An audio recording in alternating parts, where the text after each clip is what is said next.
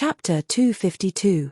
Yang Qiue in her pajamas, Xiao Tong with a child in her arms, Dai with an abnormal brain, Jiyu Panpan with her face still covered in seaweed mud, Yang Hanqing with a pink apron, and Jiyu Chuan with a twisted expression. The only one who looked normal was probably Fu Jingmo. However, he was an ordinary person, and that was the biggest abnormality. Of course, there was also Xiao Qing. Xiao Qing looked at her group of freakish teammates and her expression stiffened. There's a challenge. Pan, you can go wash your face first. Hanqing, I still have a pot of soup in the kitchen. If you're too lazy to go out, you can watch the soup for me. If you're willing to go out, you can take off your scarf. Qiue, go change your clothes first. What if you ruin your pajamas when we fight later? After she finished speaking, those who originally thought that she was normal suddenly felt that Xiao Qing was the most abnormal one. Yang Hanqing was the first to move. He took off his apron and passed it to Fu Jingmo. His intention was simple: Fu Jingmo would be in charge of watching the soup. Jiyu Chuan reached out and took the apron. His voice was also wooden. I'll do it. Xiao Qing looked at him again and couldn't help but admire Jiyu Chuan's attentiveness. Jiyu Chuan was really a meticulous person, so he could see the distrust in her eyes. Thus, only Fu Jingmo and Jiyu Chuan were left behind. The rest of the people packed up and accompanied this group of people to the square. In the base, it was very common for people to come out to solve problems if there was a grudge, but it wasn't a deep hatred. Therefore, it was very common for people to come out to solve problems. Whether it was ordinary people or mutants, they all liked to watch such a scene. The days were long and boring. If there was nothing to relieve their boredom, it would be very boring. Moreover, watching a scene was a unique hobby of the people. Even during the apocalypse, their love for watching a scene didn't diminish. When Xiao Qing and the group of people stood in the middle of the square, those experienced people knew that the one-on-one fight was about to begin. They crowded around them. However, those onlookers were quite sensible. They knew to leave an open space for them to fight. Mutants didn't have eyes. If you were accidentally injured when you got too close, you could only blame it on your bad luck. You couldn't blame anyone. Who asked you to come over to watch the show? Of course, the most important thing was that the youths group was a famous mutant team. They were ranked in the base. Even if you were accidentally injured, you wouldn't dare to find trouble with them. After Xiao Qing and the others sat down in their respective seats, the two sides began to discuss. Since everyone is ready, let's not waste time. Who's the first one? Xiao Qing calmly played with her long fingernails and lazily raised her eyebrows. The fair-skinned youth pointed at a man beside him. The man looked quite strong. When he stood up, his muscles tightened, and his whole body became stronger. There was no need for Xiao Qing to ask as Jiyu Panpan stood up on her own. She was petite and cute, with a bit of baby fat. Especially when she stood next to the sturdy man, the contrast couldn't be more obvious. Some people around couldn't help but shout at the strong man, Liu San, how can you bear to hurt such a weak girl? Why don't you take her home and make her your wife? Liu San waved his hand and the fat on his face trembled. Go away, go away. Chapter 253. The fair-skinned young man didn't underestimate Jiyu Panpan. In this post-apocalyptic world, the younger the paranormals were, the more dangerous they were. It was like how the younger the paranormals were, the easier it was for them to mutate into high-level zombies after being infected. Young people's potential and speed of evolution were faster. Jiyu Panpan dared to be the first one to stand out, so she must have some real skills. However, he believed in Liu San.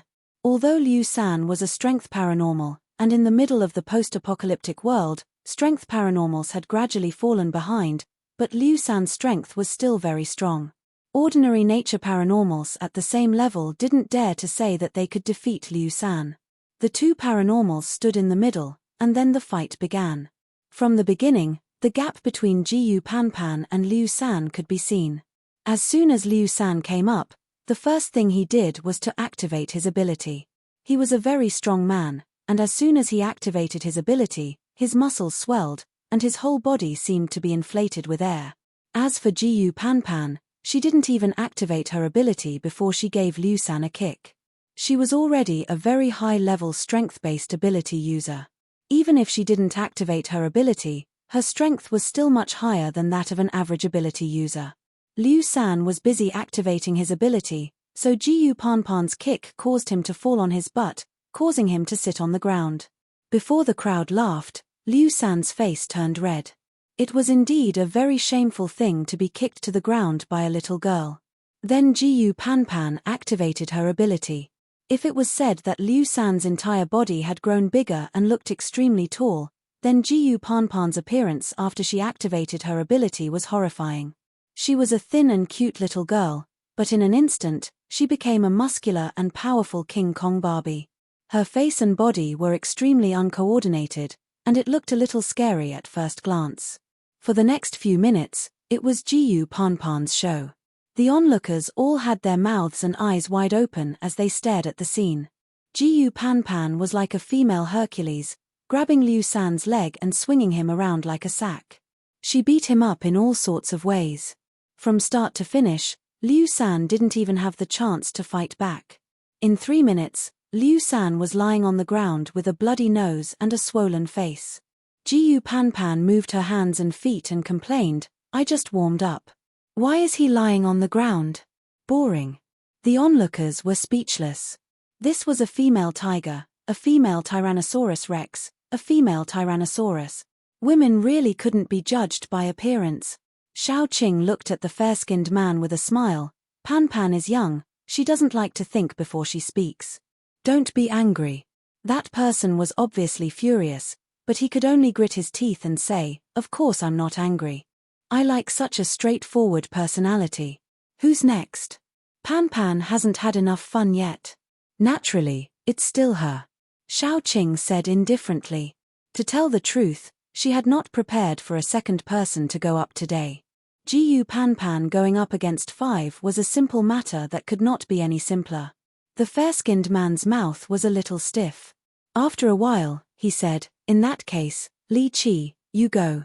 Another silent youth stood up and walked over. The moment he made his move, it could be seen that he was much stronger than Liu San. However, he only made a single move before he was beaten up. Jiyu Panpan hadn't sparred with anyone for a long time, especially the feeling of punching flesh. It was very comfortable. As long as she got close, there was no way to turn the tables. Li Qi only had time to release a wind blade before he was beaten into the air by Jiyu Panpan. Then, for the next 3 minutes, his feet didn't touch the ground. It was over before it even started. The fair-skinned youth's expression was already very ugly. 2 people had come out in a row, and they had both been beaten up like dead dogs by Jiyu Panpan. More importantly, Jiyu Panpan didn't even use any moves. She only used her bare fists to beat them up, and the 2 of them were lying on the ground. This was a disgrace. Xiao Qing, on the other hand, was smiling rather happily. She propped up her chin and said, "Panpan, are you tired? Do you want Hanqing to replace you?" Jiyu Panpan shook her head like a rattledrum. "Sister Qing, I just finished warming up. I'm not tired at all." The fair-skinned man became even more depressed. He gritted his teeth and said, "We agreed on 3 wins out of 5. It's not very good for you to only send 1 person." Xiao Qing touched her chin and felt that she should give the other party some face. She said, "Panpan, why don't you come down first? I'll warm up with you later. Who wants to go up for another round?" Yang Hanqing said, "How about I do it?" Xiao Qing nodded. Yang Hanqing was a lightning ability user. She was actually quite worried that Yang Hanqing couldn't control his power well and directly kill the other party. However, since Yang Hanqing was willing to fight, she naturally wouldn't stop him. In fact, she was quite happy. After all, Yang Hanqing was usually very boring and rarely asked for help. As soon as Yang Hanqing stood up, the fair-skinned man also gritted his teeth and stood up. They were playing 3 wins out of 5. If they lost this round, then there wouldn't be a next round. So, he had to make a comeback. Otherwise, their face as an ability user team would be completely lost. After all, as long as someone investigated, they would know why this competition started. They went to find trouble and proposed a competition of 3 wins out of 5. In the end, They let the other party win 3 times in a row. They didn't even have a chance to win 5 rounds. How embarrassing would that be? At the thought of this, the fair-skinned man's face became a lot heavier. He was more stressed. After all the burden was on his shoulders. On the other hand, Yang Hanqing's expression remained the same. He stood there in a very serious manner. Although he did not move at all, he was already prepared to make a move. Every muscle in his body was already tense. As long as he had a thought, he would be able to quickly make a move. Please. The fair-skinned man stretched out his hand and said seriously. Chapter 254. There was a phrase called instant kill, which was very suitable to describe the current scene. Yang Hanqing was not going to bully people, so he didn't use those big moves. He just used thunder and lightning on the surface of his body when he attacked, which meant that there was electricity in his every movement. In this way, when he fought with the opponent, the electric current would slightly paralyze the opponent, causing the opponent's movement to stagnate. Then he could slowly deal with the opponent. On one hand, it gave Xiaoqing face, and on the other hand, it saved the opponent's face. However, Yang Hanqing usually dealt with those high-level zombies, mutated animals, and so on. The only paranormals were also some scums that he didn't need to hold back. It could be said that during this period of time, all the fights were with the purpose of killing. So when he suddenly held back, Yang Hanqing didn't control his strength well. As soon as they fought, the lightning on the surface of his body directly stunned the opponent.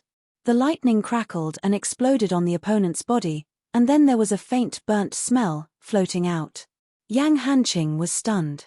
He really didn't expect this, and even thought about showing mercy, but in the end, the fair-skinned young man fainted after being electrocuted. However, he woke up after being fed some saliva by his subordinates. His eyes were lifeless and his hair was still smoking.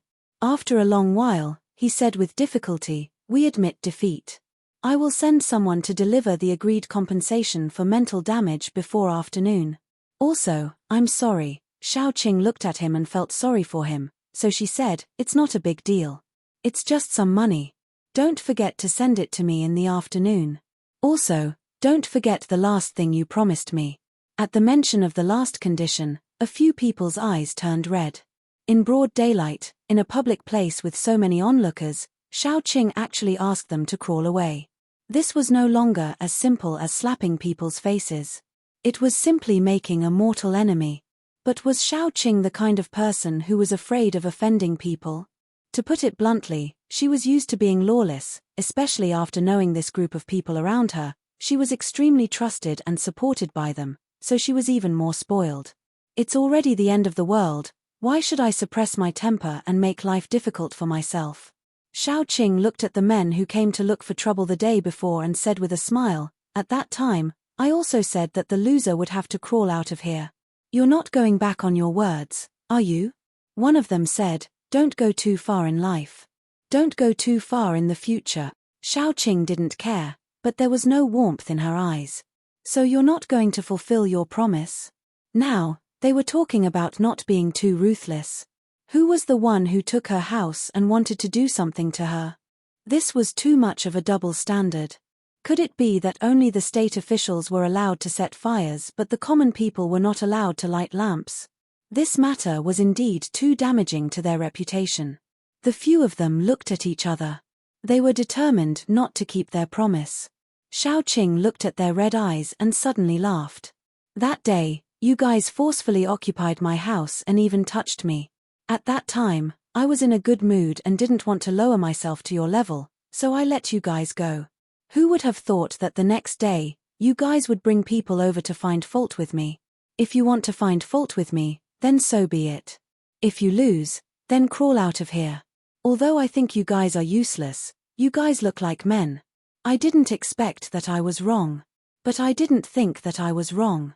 No matter how thick-skinned those people were, they couldn't help but feel ashamed. After all, they were the ones who took someone else's house.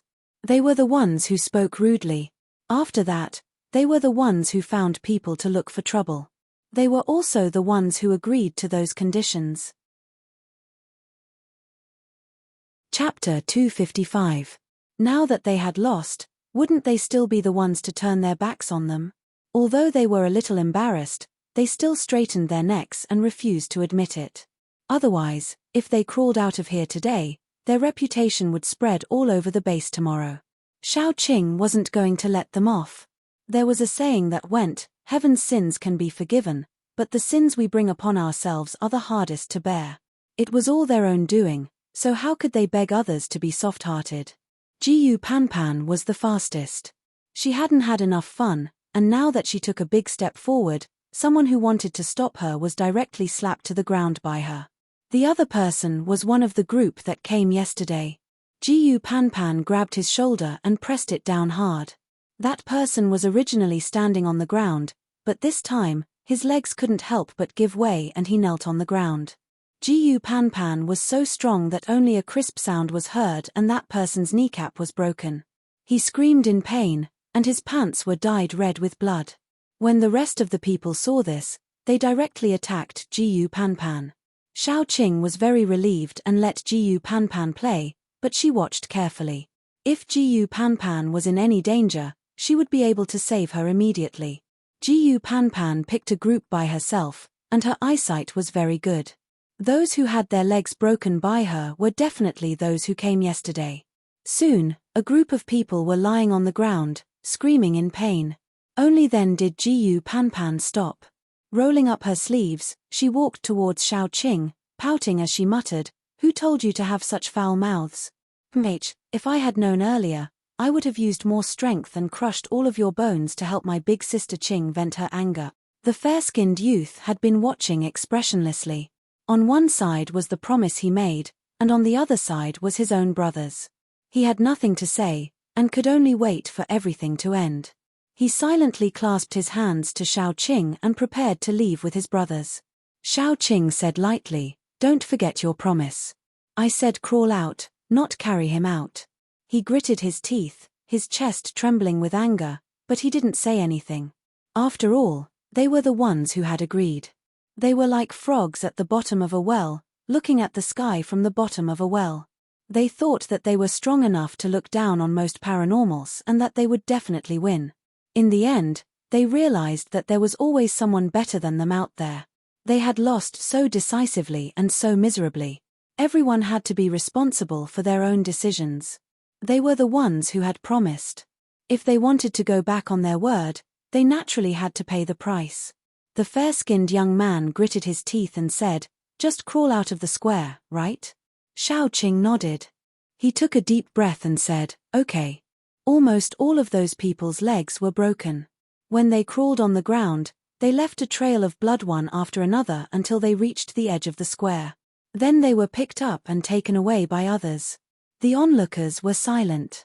Probably they had never seen Xiaoqing's cruel means. Xiaoqing sneered and said, "Look at him. It makes me feel like I'm the bad guy. I'm the one who took someone else's house and asked them to crawl out."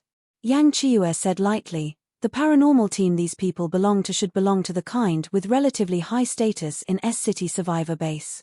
They are used to being arrogant and domineering. They can't see their own mistakes. No matter what happens, it must be someone else's fault." Yang Qiue's analysis hit the nail on the head. Xiaoqing looked at the bloodstains on the ground and walked back lazily. There was still a pot of soup on the stove. She didn't know whether Jiyu Chuan had brought it or not. She didn't add salt when she went out. The crowd couldn't see the excitement, and they were frightened by Xiaoqing's character. They gradually dispersed, but a few people didn't leave. Instead, they went to Xiaoqing and said, "Miss, please wait a moment." Xiaoqing looked at the person who called her. It was a beautiful woman with a gentle expression. She was followed by several paranormals. The woman was also a paranormal. She chuckled and said, "I want to talk business with you." Xiaoqing looked back at her and asked lazily, "What business?" When she said this, Xiaoqing was actually a little impatient. After so long, it was almost 10 o'clock, and her friends still hadn't eaten breakfast. Especially Yang Qiue, he was in poor health and had gastric problems.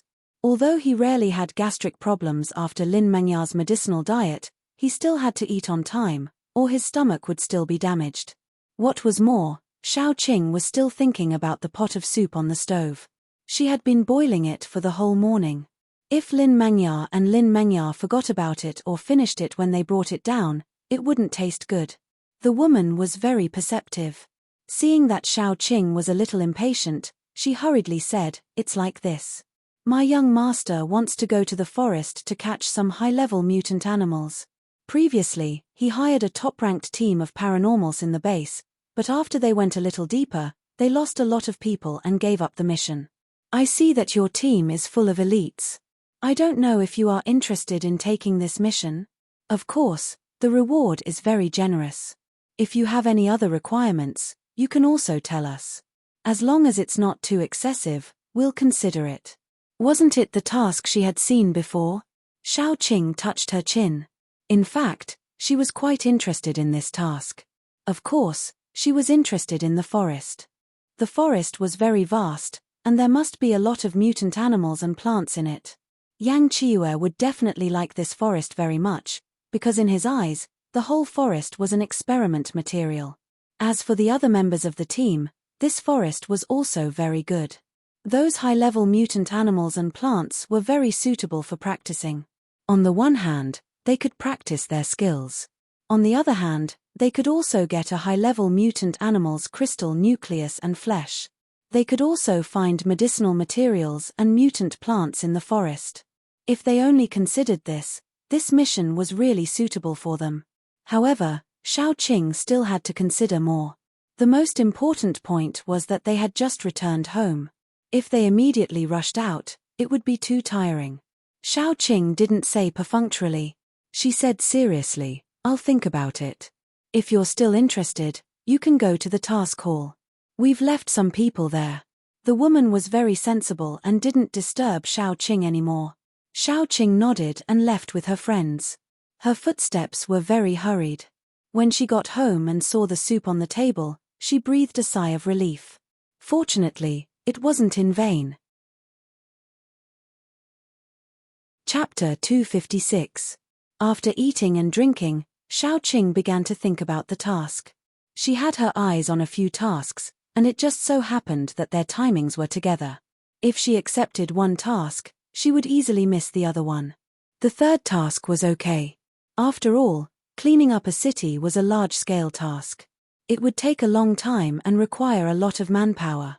Especially the deeper she went, the more powerful the zombies she would encounter, and the slower the progress would be. In short, this task could be accepted at any time. The next task was the one she met today.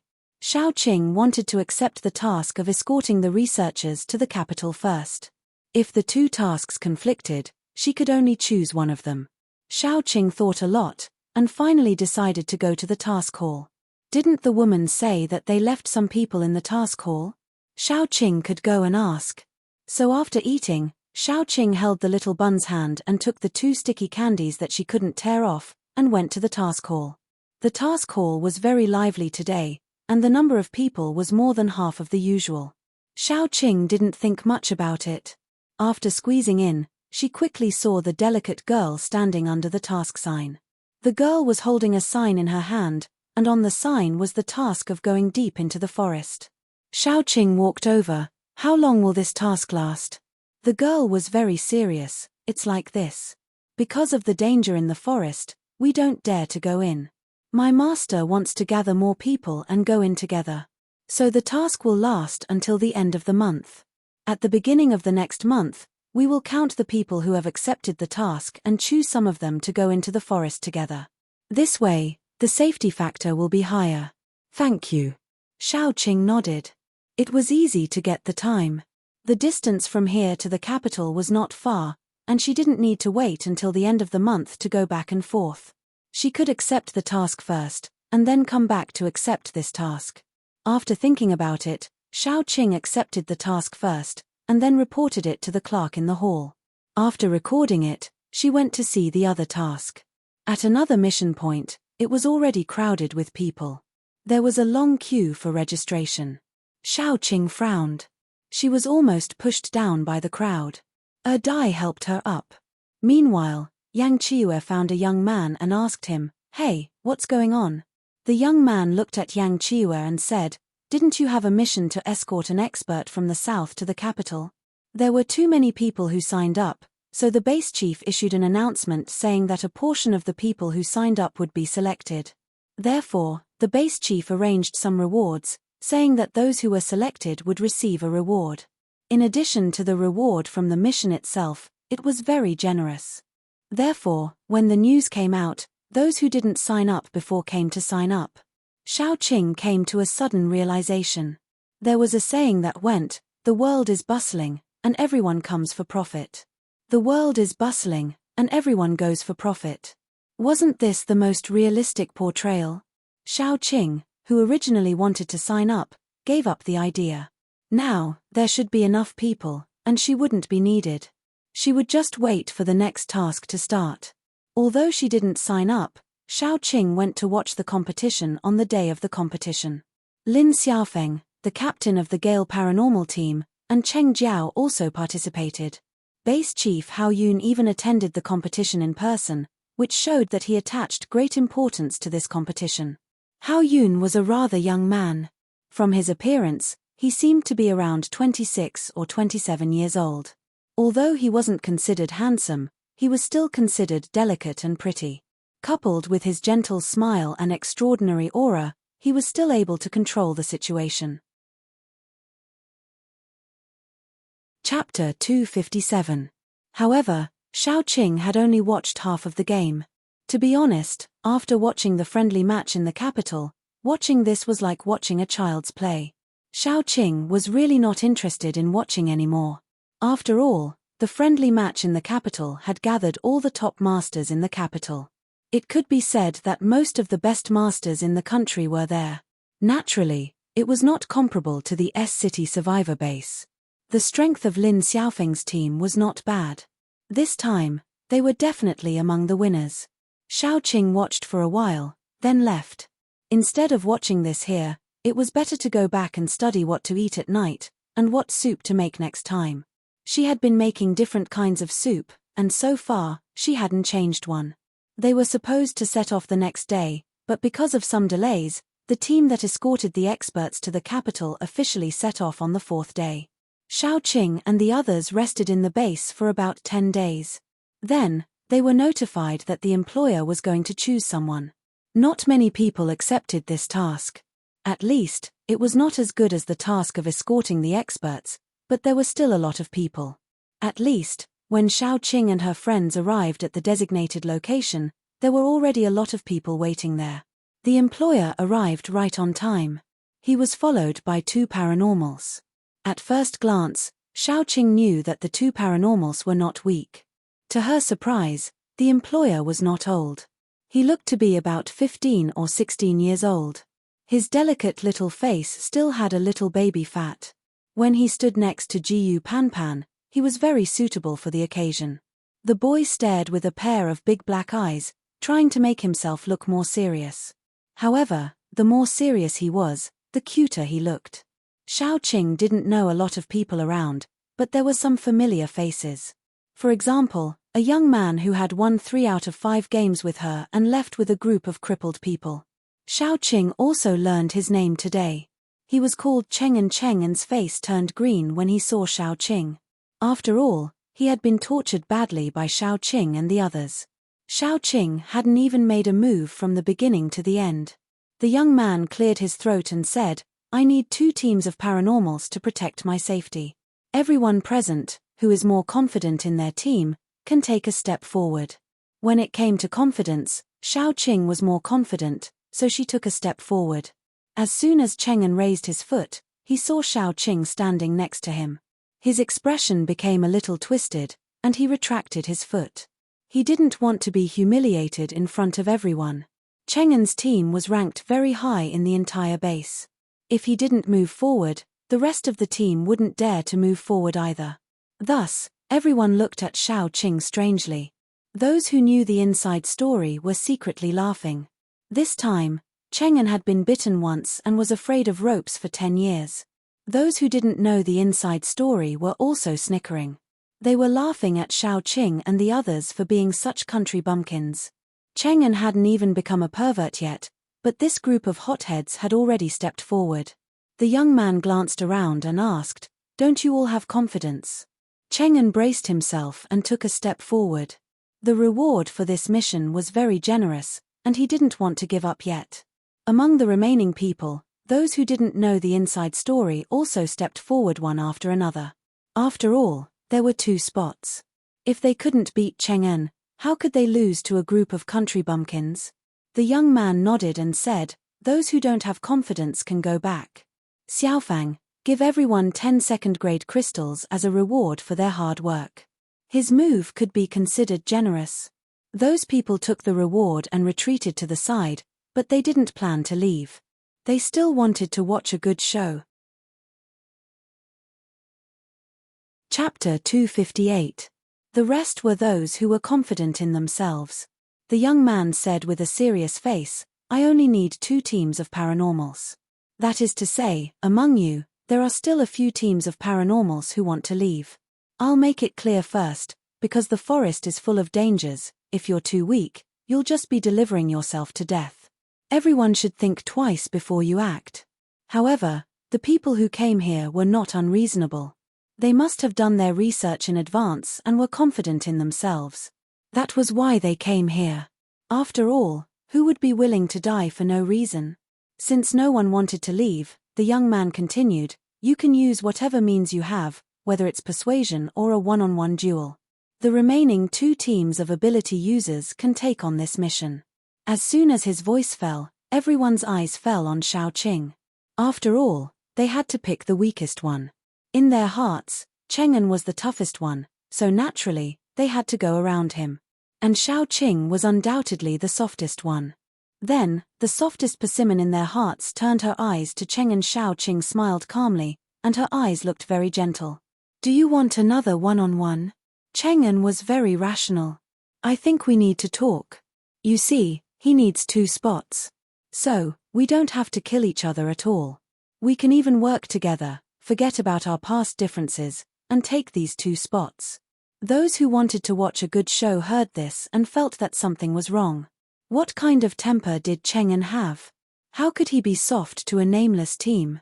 So, when they looked at Xiaoqing and the others again, their eyes were full of inquiry and doubt. Xiaoqing thought about it seriously and finally said, "I think, instead of keeping a team of ability users who have a grudge against me and have to go deep into the dangerous forest with me, it's better to choose a team that is slightly weaker, but won't harm me behind my back." Cheng'en was a sensible person. He immediately said, "If during this mission, I set a trap for you, or if our people set a trap for your people, then even if you want to kill someone, I will definitely not take revenge." Xiaoqing nodded with satisfaction and reached out her hand. "Deal." Cheng'en reached out his hand with a complicated look and shook Xiaoqing's hand. "Deal." Once the 2 of them reached a consensus, they looked around. Cheng'en said, "Is there anyone who wants to fight one-on-one? I'll take them all." Seeing that Cheng'an and Xiaoqing had joined forces, the group of people immediately sighed. The reward for this mission was very generous, and they really didn't want to give it up.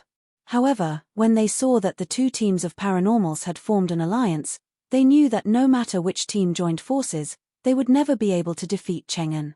Anyone with a brain would know that Xiaoqing's side was definitely not weaker than Cheng'an's, because unless there were special circumstances, the strong would not cooperate with the weak on equal terms. Therefore, some people left. The remaining few were paranormals who knew their own strength. Xiaoqing glanced at Cheng'an with a smile. Cheng'an immediately understood that if he wanted to form an alliance with Xiaoqing, he had to at least show some sincerity. Therefore, he took a step forward and said to the remaining paranormals, "Time waits for no one. Let's not waste time. Come on, let's have a best of 3. Although the remaining paranormals were more confident in their own strength, there was still a very serious problem. That was, when they faced Cheng'an's team, they could only be chopped up like vegetables. Therefore, the rest of them also left. There were only 2 paranormals left in the field, one on Cheng'an's side, and the other on Xiaoqing's side. Xiaoqing was very satisfied. She didn't have to do anything. It saved time and effort. Cheng'an was quite discerning.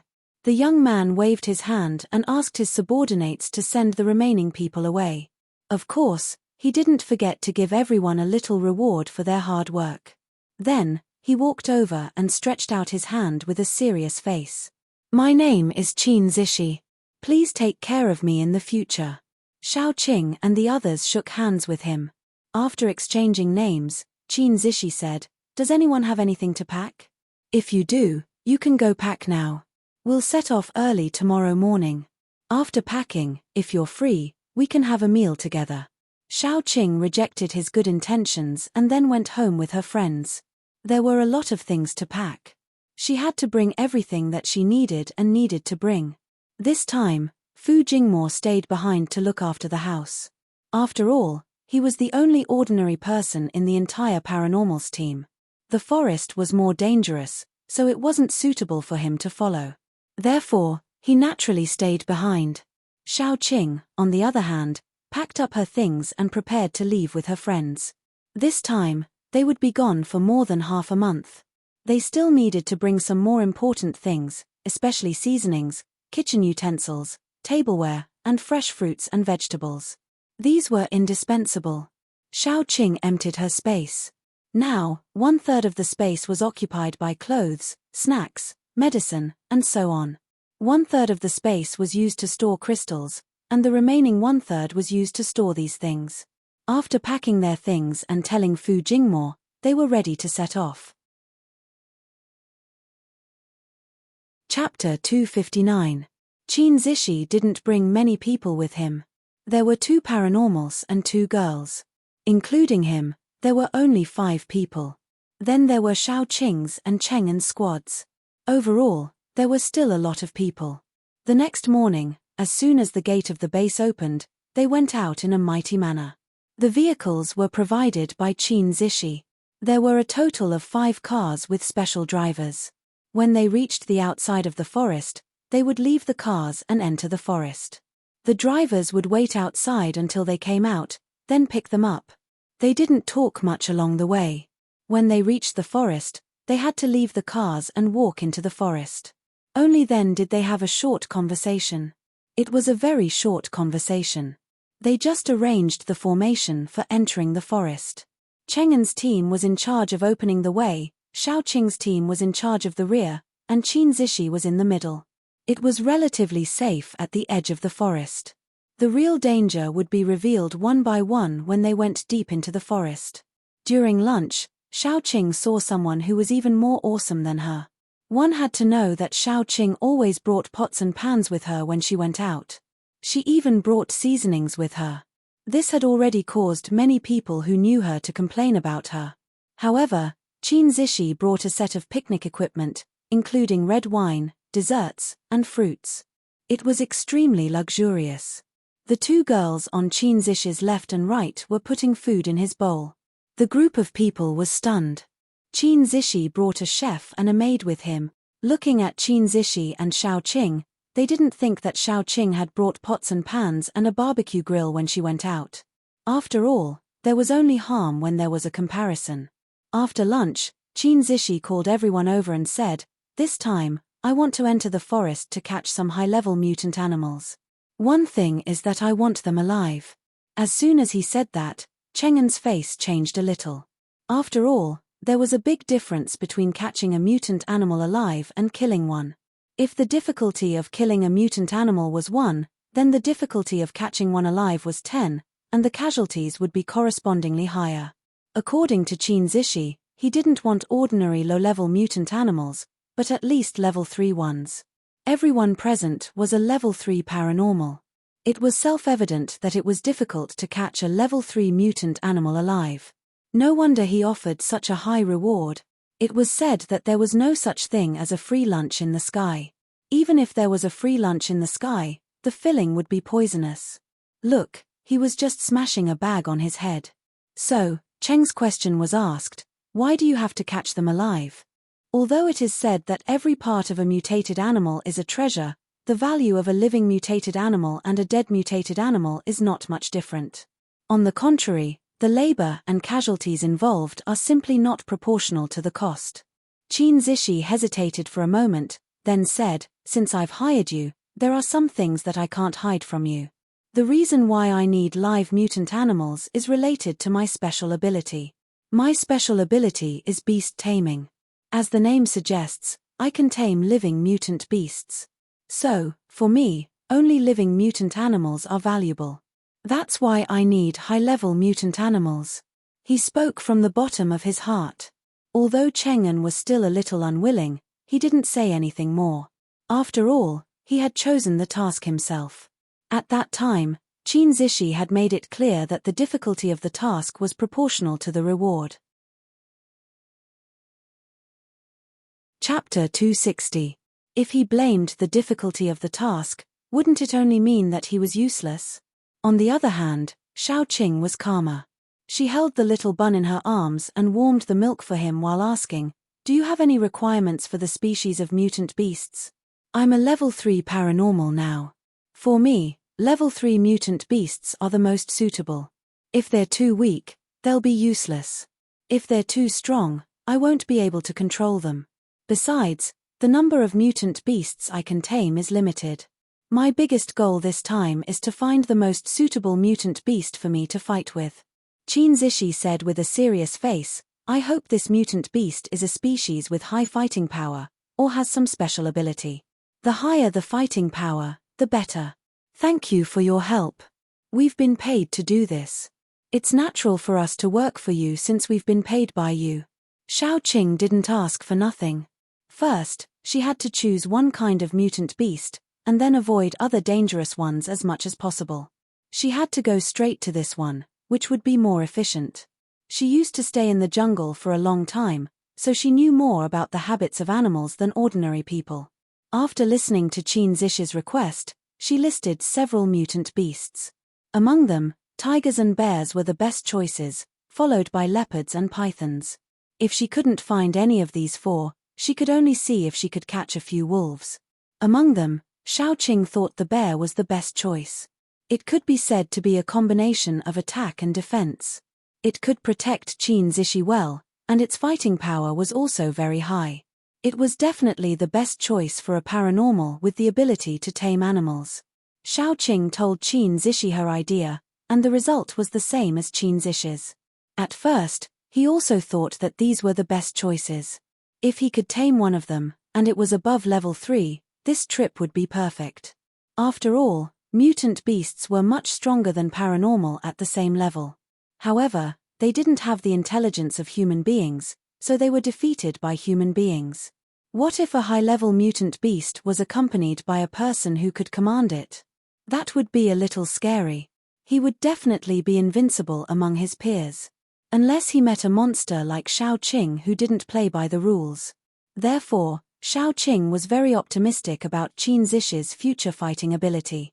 If Qin Zishi practiced some fighting skills to protect himself, then his fighting ability and threat would go up another level.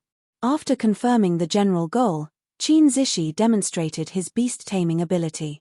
From Qin Zishi's sleeve, a small emerald green snake suddenly crawled out. This small snake's scales were especially beautiful, just like pieces of jade. The thin scales clung tightly to its body, making its round little head look charmingly naive. As soon as the snake appeared, Yang Qiue almost couldn't control herself and used her superpower.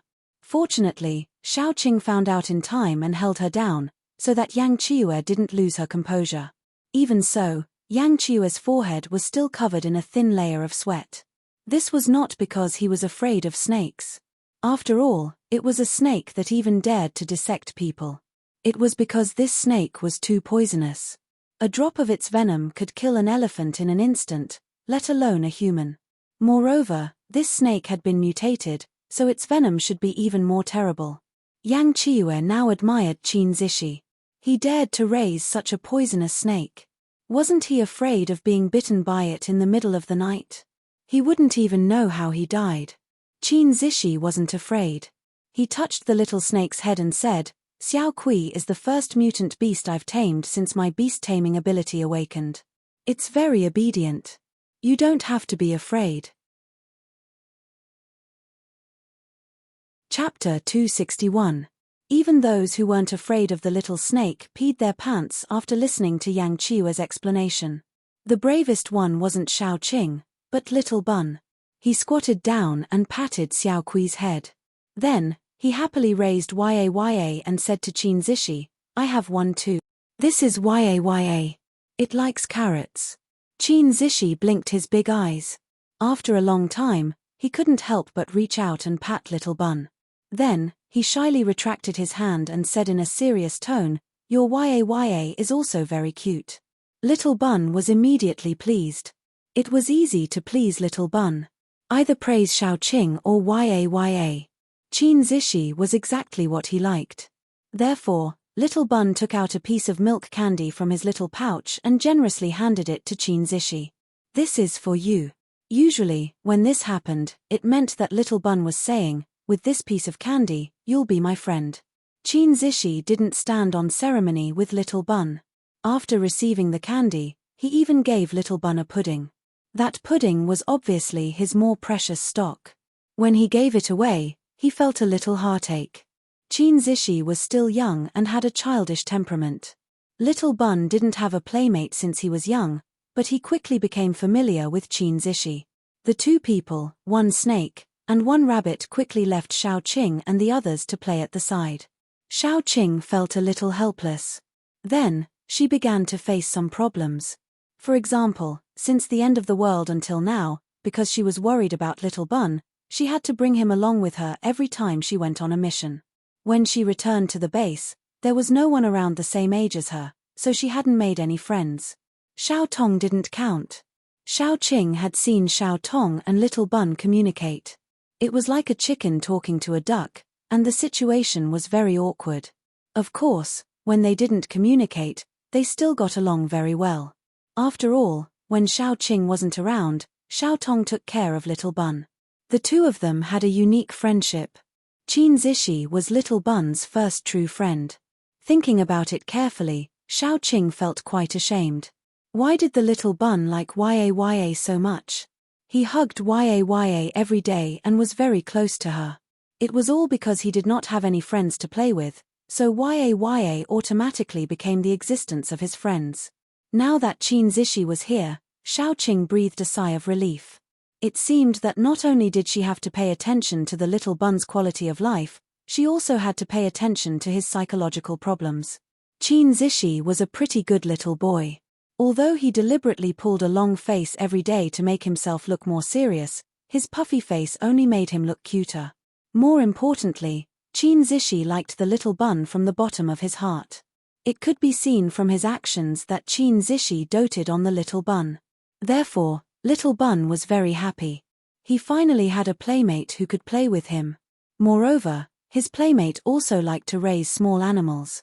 Spicy Little Kui played so well with Yaya. Yaya, whose rabbit legs were about to cramp after being frightened by the poisonous snake for an entire day, was speechless. Little master, with which eye did you see that I was playing well with it? Little Bun's happiness lasted for a long time. Even when Dai and Yang Chiue came over at night to snatch Mama away from him, it didn't change his good mood. Little Bun lay in Xiaoqing's arms while Yaya lay on the pillow and pretended to be dead. For the first time, Little Bun didn't forcibly stuff Yaya between him and Xiaoqing. Instead, he wrapped his arms around Xiaoqing's neck and happily told Xiaoqing about what happened during the day. For example, Qin Zishi gave him delicious pudding and even lent him toys to play with. He even brought him to pick mushrooms. In short, Qin Zishi was a very good friend.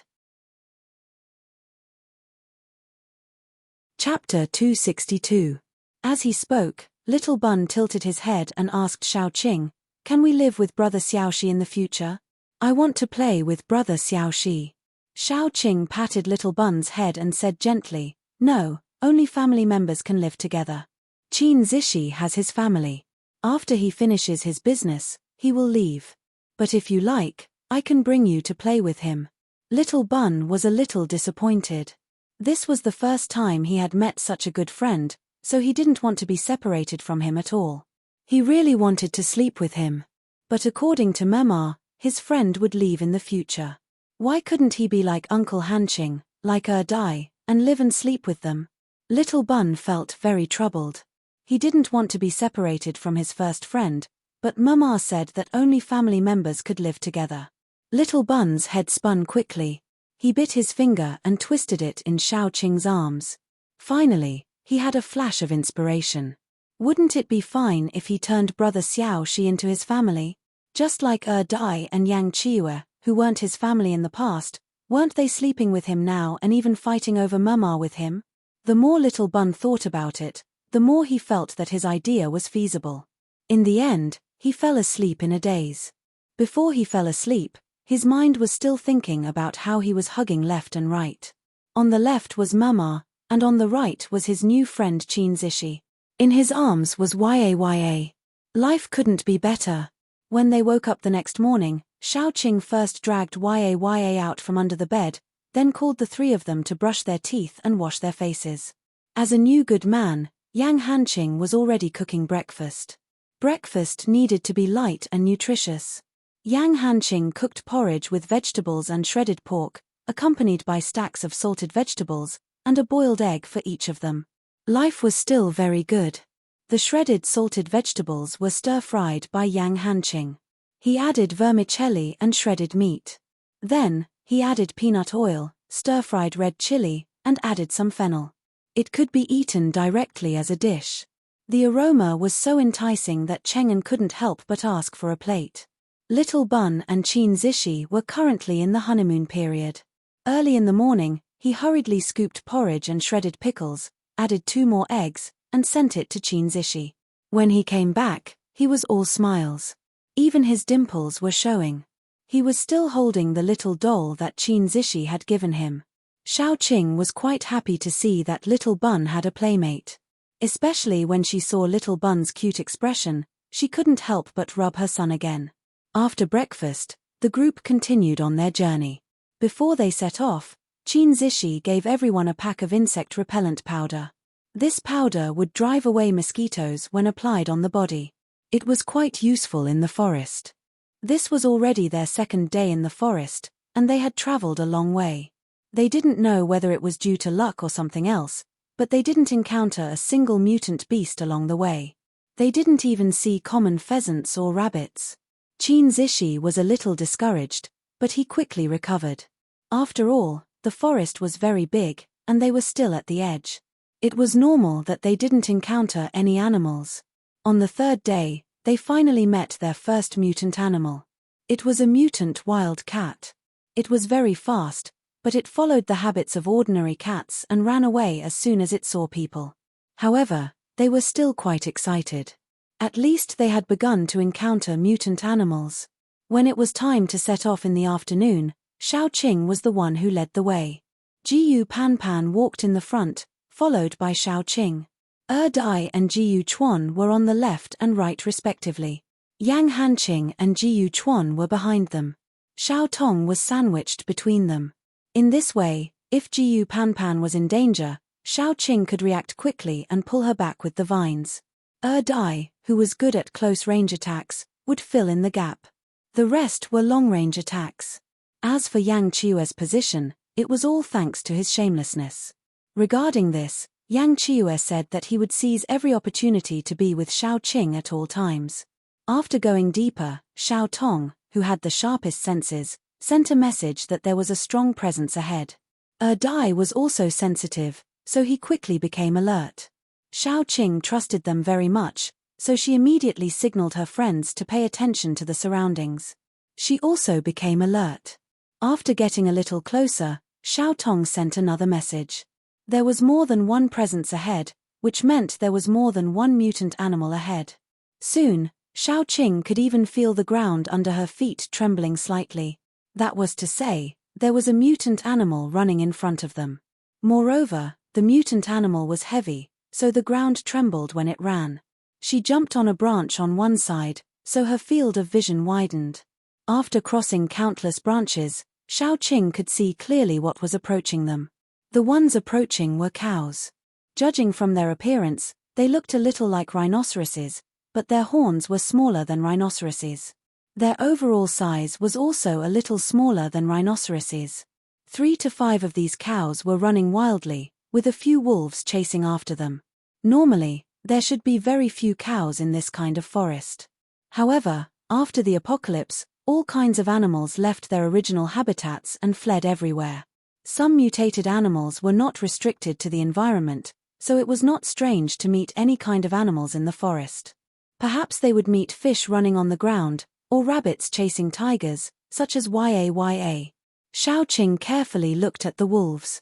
Because they were too far away, she could not sense their levels. She could only make a gesture to her friends, telling them that something was approaching. Chapter 263. As the group of mutated animals approached, Xiaoqing remained motionless and carefully sensed their auras. In the end, she determined that these wolves were around level 3. If there was no better choice, these wolves could completely satisfy Qin Zish's requirements. After confirming, Xiaoqing released the vines and called for the others to hide. The herd of cows seemed to have mad cow disease, running around wildly. What if they hurt someone? Dai was the fastest. He picked up Little Bun and ran up a tree. Then, the others also hid. Only Cheng'en's team was left standing there, confused. Little Bun quickly waved at Qin Zishi. Although Qin Zishi didn't understand what was going on, he followed his little friend when he saw him calling. Cheng'en trusted Xiaoqing's abilities, so he also hid. The group of people hid in the trees and soon saw this scene. The cows were running wildly, and there was a lot of dust. The wolves were eating the dust and chasing after them. Xiaoqing released the cows. The herd of cows looked quite pitiful. One of them had been almost killed, and there was still a bloody paw print on its butt. After the bull passed by, the vines suddenly drilled out of the ground like a giant net, trapping the wolves in the center. With her current strength, dealing with a few mutated beasts around level 3 was simply a piece of cake, a matter that was as easy as flipping her hand. There were sharp thorns on the vines. Once the vines caught the wolves, they quickly pierced their skin and injected poison. The wolves struggled for a while before they were completely paralyzed. They lay motionless in the net. Yang Qiue and the others were used to Xiaoqing's strength. Although Cheng'en knew that Xiaoqing could lead someone like Jiyu Panpan, this was the first time he saw Xiaoqing's abilities. He couldn't help but walk over and poke the wolves in the net. He asked his question, "Are these level 3 mutated wolves?" Looking at their greenish-black fur and the green lightning mark on their foreheads that resembled Erlang Shun's, one could tell that they should be wind-type mutated wolves. But, how could a level 3 mutated wolf not even put up a fight before being wiped out in one go? It was literally catch them all in one fell swoop. Xiaoqing nodded and retracted the vines, leaving behind the 3 green wolves that were still twitching on the ground. She then said, 2 beginner level 3 and 1 mid-level 3. Their potential is not bad. At the very least, they won't have a problem growing to level 4. I've temporarily paralyzed them. Do you want to find a place to lock them up first? Qin Zishi was also a little stunned. How long had it been since they entered the forest? They only managed to capture 3 mutated beasts, and they were wolves with relatively high combat power among mutated beasts. More importantly, they didn't suffer any casualties, and they didn't even need to do anything. The little bun imitated Qin Zish's serious expression and rode on Dai's neck. He reached out his little paw and stroked Qin Zish's hair. Then he said, "They look fierce. They're not as cute as Xiao Kui. Do you want to keep them?" Qin Zishi nodded and waved at a beautiful girl beside her with an adorable look. The girl took out an iron cage out of thin air, and the other 2 paranormals moved the 3 wolves into the cage. Xiaoqing looked at Qin Zishi with a slightly deeper gaze. There were very few space paranormals. Because they didn't have the ability to protect themselves, many of them died in the early days of the apocalypse. The surviving space paranormals were in an awkward position in the base. Usually, when a powerful mercenary group went out on a mission, they would bring along a space paranormal. Chapter 264. After all, they had to find a place to store the materials they had plundered from the outside, as well as the things they had brought out. However, if the person with the ability to use space wasn't a close relative of the captain, it was inevitable that they would be suspected of embezzling the materials and the like. Therefore, paranormals with space were in an awkward position after the apocalypse. They were indispensable, but they were also suspected. However, Qin Zishi brought a paranormal with him when he went out, which was really bad. Besides, judging from the size of the cage, the paranormal space should be quite big. After all, he couldn't have brought only one cage with him. In addition to the cage, there should be many other things in his space. However, Xiaoqing just glanced at Qin Zishi. After catching the wolves, they had to set up camp on the spot. Even a paranormal with space power couldn't store living things in his space. They couldn't drag such a big cage forward, right? Therefore, Qin Zishi wanted to try to subdue the wolves. As long as he could subdue them, the wolves would listen to his orders. They wouldn't be a burden, and could even be helpful in the following journey. Therefore, they could only rest on the spot. They couldn't move forward until Qin Zishi subdued the wolves. Qin Zishi's power was very rare. At least, Xiaoqing hadn't seen another paranormal like him. During the process of setting up camp, Xiaoqing didn't stay on the spot. Instead, she carried the little bun and walked forward. Originally, they were going for a walk. YA had been trained to be very fierce. When it encountered small mutant animals, as long as the little bun gave the order, it would rush out. It didn't look like a rabbit at all, but more like a dog, pouncing on its prey. After walking for a short distance, Xiaoqing saw a small lake. It was more like a puddle than a lake. There might have been a fountain here a long time ago, and a lot of water gushed out from the ground. Later, the fountain was no longer active, but the puddle remained. The puddle was not small. Xiaoqing tried it and found that it was half a person's height. The water was very clear, and she could see the soil and gravel at the bottom. There were no creatures in the water, only a few aquatic plants. Thus, Xiaoqing was moved. She bit her fingertips and teased the surface of the water. She really wanted to go down and take a bath. After entering the forest, she had not taken a bath, so it was no wonder that when she looked at the pool of water, she was extremely moved. Xiaoqing thought about it carefully. There should be no one around except for the group of people, so as long as there was someone to keep watch, it would be relatively safe to take a bath. Thus, Xiaoqing gladly requisitioned YA. She threw YA out, then took out a carrot from her space and gave it to YA. If anyone comes near, remind me. If you do well, there will be carrots to eat tonight. YA stared at the carrot, almost drooling. It was only when Xiaoqing threw the carrot to it that it hugged the carrot and happily rolled on the ground. It then said that if anyone came, it would bark. Xiaoqing was very satisfied. She took Little Bun and went into the water with him. Little Bun liked the water very much. His two little legs kicked in the water, and his whole body floated up and down. Xiaoqing had no choice but to support his chubby little but so that he could maintain his balance in the water. Probably because of their physiques, the two of them did not have much dirt on them. They just enjoyed the feeling of soaking in the water. Especially Little Bun. He hugged Xiaoqing's neck and kept asking, "Mama, why don't you call YA over? I want to give YA a bath." Chapter 265. Xiaoqing glanced at him, then turned her face away seriously. But when she turned away, she glanced at him again. At this moment, Yang Qiue was already taking off his pants. He bent down to tug at the bottom of his pants. The white underwear wrapped around his buttocks, and because he bent down, a little of his groin was exposed. It was very erotic. Xiaoqing instantly became very serious. She turned her head and said, "Go ahead and shower. I'll be your lookout." Then, she walked away. Yang Qiue was a little disappointed. Actually, he didn't want to shower. His original intention was to seduce Xiaoqing. However, when the Little Bun was around, Xiaoqing was too difficult to seduce. Thus, Yang Qiue hurriedly showered and got up. He put on his clothes, turned around a tall and strong tree, and saw Xiaoqing squatting on the ground and bullying YA. Poor YA. She was being bullied to the point of crying. Yang Qiue suddenly wanted to hug Xiaoqing from behind. He wanted to hug her slender waist and feel her slightly cold body temperature. Sometimes, Yang Qiue would also think, how did he fall in love with her? He was clearly such a selfish and heartless person. He could even be so ruthless to himself.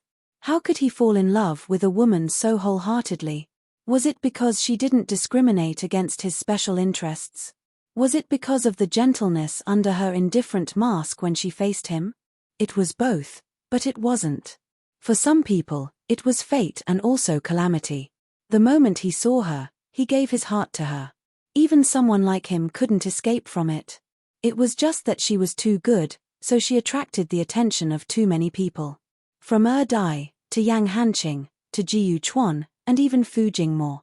Yang Qiu'er couldn't help but bite his fingertips.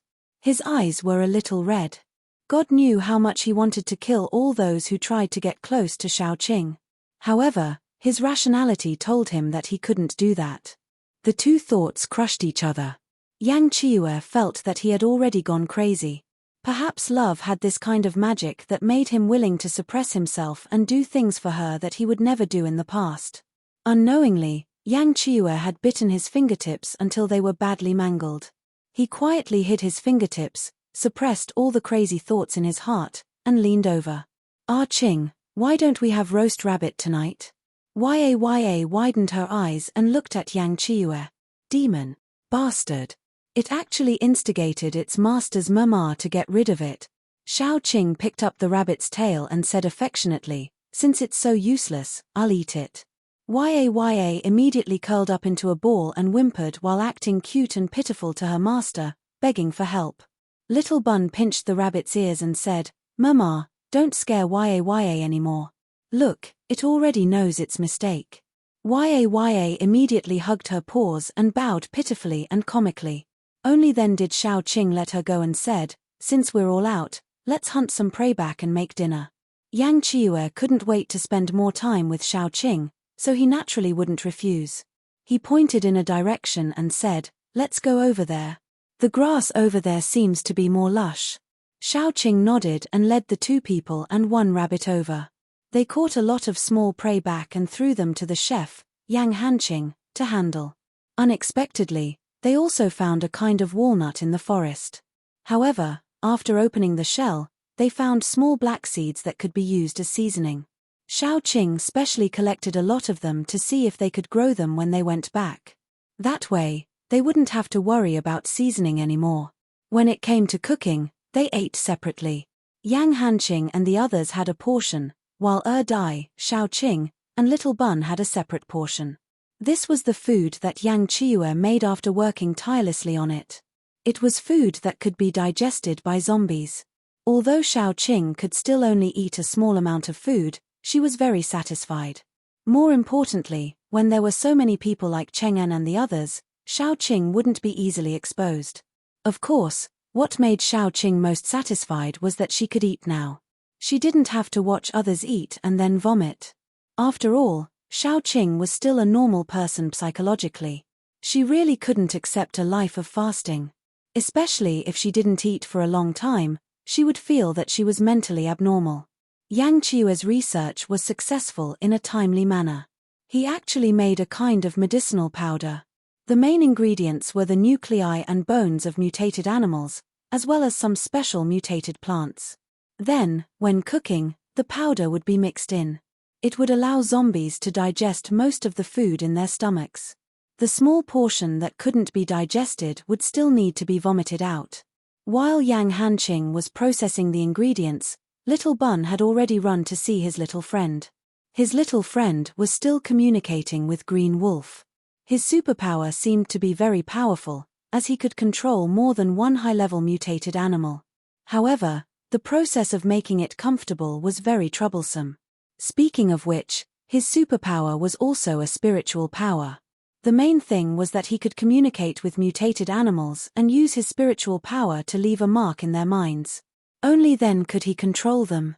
Therefore, during the process of taming mutated animals, Qin Zishi faced a certain degree of danger.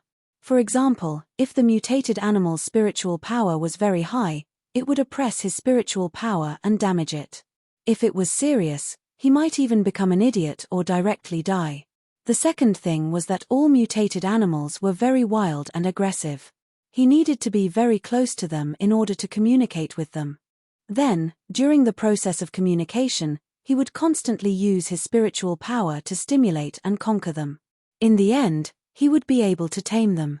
In short, strong power was always accompanied by high risks. Chapter 266. Xiao Kui was a very poisonous creature, but it was only level 2, so Qin Zishi was not very tired when he subdued it. But now, there were 3 mutated wolves in front of him, and each of them was at the same level as him. One could imagine the difficulty of subduing them. Qin Zishi started subduing a level 3 mutated wolf. This mutated wolf had been struggling, and its mental strength had not stopped for a moment. Qin Zishi struggled for a few hours, and his forehead was covered in sweat, but there was still no progress. He could not help but feel a little disappointed. In theory, he could subdue level 3 mutated animals, but why was there no progress at all? Young master is busy. You can't disturb him. A woman's gentle voice came from outside the door, and Little Bun's timid voice said, "Can't I play with brother Xiaoxi? I won't make trouble." Qin Zishi rubbed his head and said, "Come in." He did not have any younger siblings since he was young, and Little Bun was very cute, so he especially liked Little Bun and doted on him like a younger brother. Little Bun ran in happily, and then saw a big wolf lying in front of Qin Zishi. Its claws were tied up, but it still looked very fierce. Little Bun sat obediently at the side, and then said softly, "I won't disturb brother Xiaoxi." "Brother, are you going to raise this ugly wolf in the future?" Qin Zishi tried his best to make his face look more serious, then patted Little Bun's head and said, "Yes, brother will raise them in the future." "Spicy, is it disobedient?" Little Bun looked at the ropes on the wolf, then wrinkled his little nose and said fiercely, "Mama, shrink the Spicy. If it's disobedient, beat it. If it's obedient, spicy."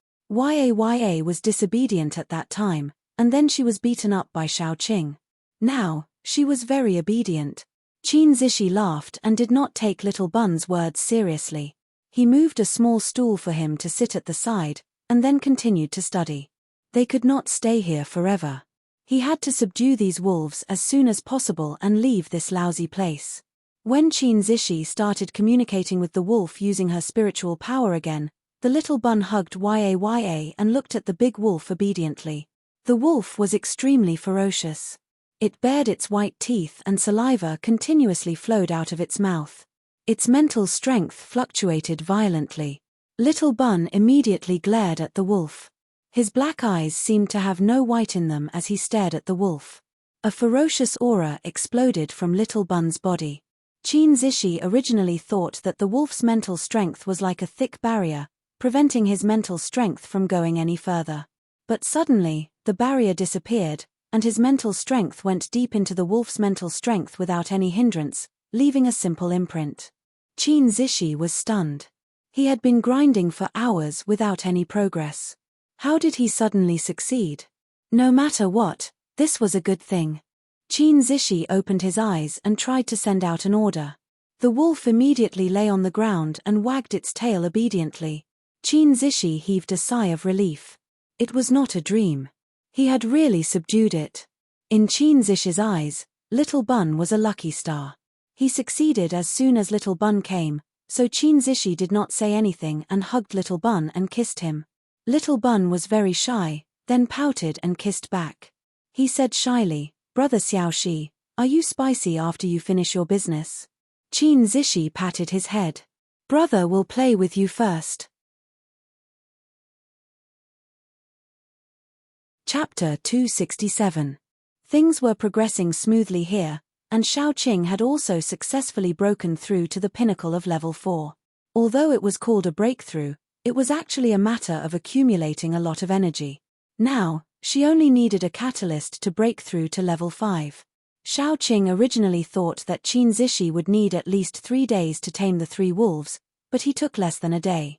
The next morning, he led the 3 wolves out in high spirits. "I've named them. Little 1, Little 2, and Little 3. Qin Zishi patted the wolf with the highest level, then asked Little Bun gently, "Do you want to try riding it?" Little Bun happily rode on the wolf. Shaoqing couldn't help but sigh. Little Bun really forgot about his mother when he had a companion. Since Qin Zishi had already tamed the wolves, they continued moving forward. Actually, Qin Zishi was already satisfied with this trip, but since they were already here, it would be a pity to go back like this. What if they found a higher-level mutated animal that was more suitable for him? The wolf called Little One almost became Little Bun's personal mount. Little Bun was very happy sitting on it. Even Yaya, who had felt weak in the knees when she saw the big wolves, stood on the wolf's head valiantly. The group continued moving forward. After going deep into the forest for a certain distance, danger was everywhere, and the group became more and more vigilant. Xiao Qing was aiming for places where bears lived. According to the habits of bears, they looked for places where bears might live. They did indeed find a few bears, but unfortunately, the highest level was only level 2. Their combat power was a little low, and they were not suitable for Qin Zishi at all. Then, for a few days, they didn't find anything. On this day, it suddenly rained. The rain wasn't light. At first, it was just dripping rain. Raindrops fell through the gaps between the branches and leaves, hitting Xiao Qing's face. She raised her head, and within a few seconds, she felt the coldness of the rain. The rain tonight might be so heavy that they couldn't see if there were any beasts nearby. After all, the sound of the rain would cover a lot of other sounds. Xiao Qing and the others had no choice but to set up tents on the spot to shelter themselves from the wind and rain and to keep warm. In short, there was no way to continue moving forward this afternoon. Probably because of the rain, the sky was completely dark around 4:30 in the afternoon. Dark clouds covered the earth. The clouds were like a black curtain, covering their faces. The weather in the post-apocalyptic world had always been strange. One second it was raining, and the next second the rain was mixed with hail. Xiao Qing had to use vines to cover their tent to prevent the hail or rain from collapsing the tent. Another more painful thing was that they could no longer sleep in their sleeping bags, or else they might become water bags. Xiao Qing could only hold the little bun in her arms and let him continue sleeping. The rain didn't stop for the whole night. It wasn't until 10 o'clock the next day that the weather slowly cleared up. When Xiao Qing lifted up the tent, she was stunned. The weeds on the ground were all blooming with small white flowers that spread far and wide. It was exceptionally beautiful. Because the ground was very wet, the soles of their feet were muddy when they stepped on it. Xiao Qing was still walking happily, especially when she saw those busy bees. Bees collected honey, and bears liked to steal honey.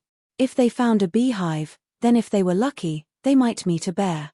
Because of the heavy rain, many snakes and insects were flushed out of their nests and laid across the road, baring their fangs and brandishing their claws. Even a huge python was flushed out of a cave and curled up on the ground. Xiao Qing and the others didn't want to cause trouble, so they went around it. Chapter 268. Following the direction where the bees were flying, she could find the beehive. Then, Xiao Qing discovered that it was the same kind of tree. On the branches, there were beehives.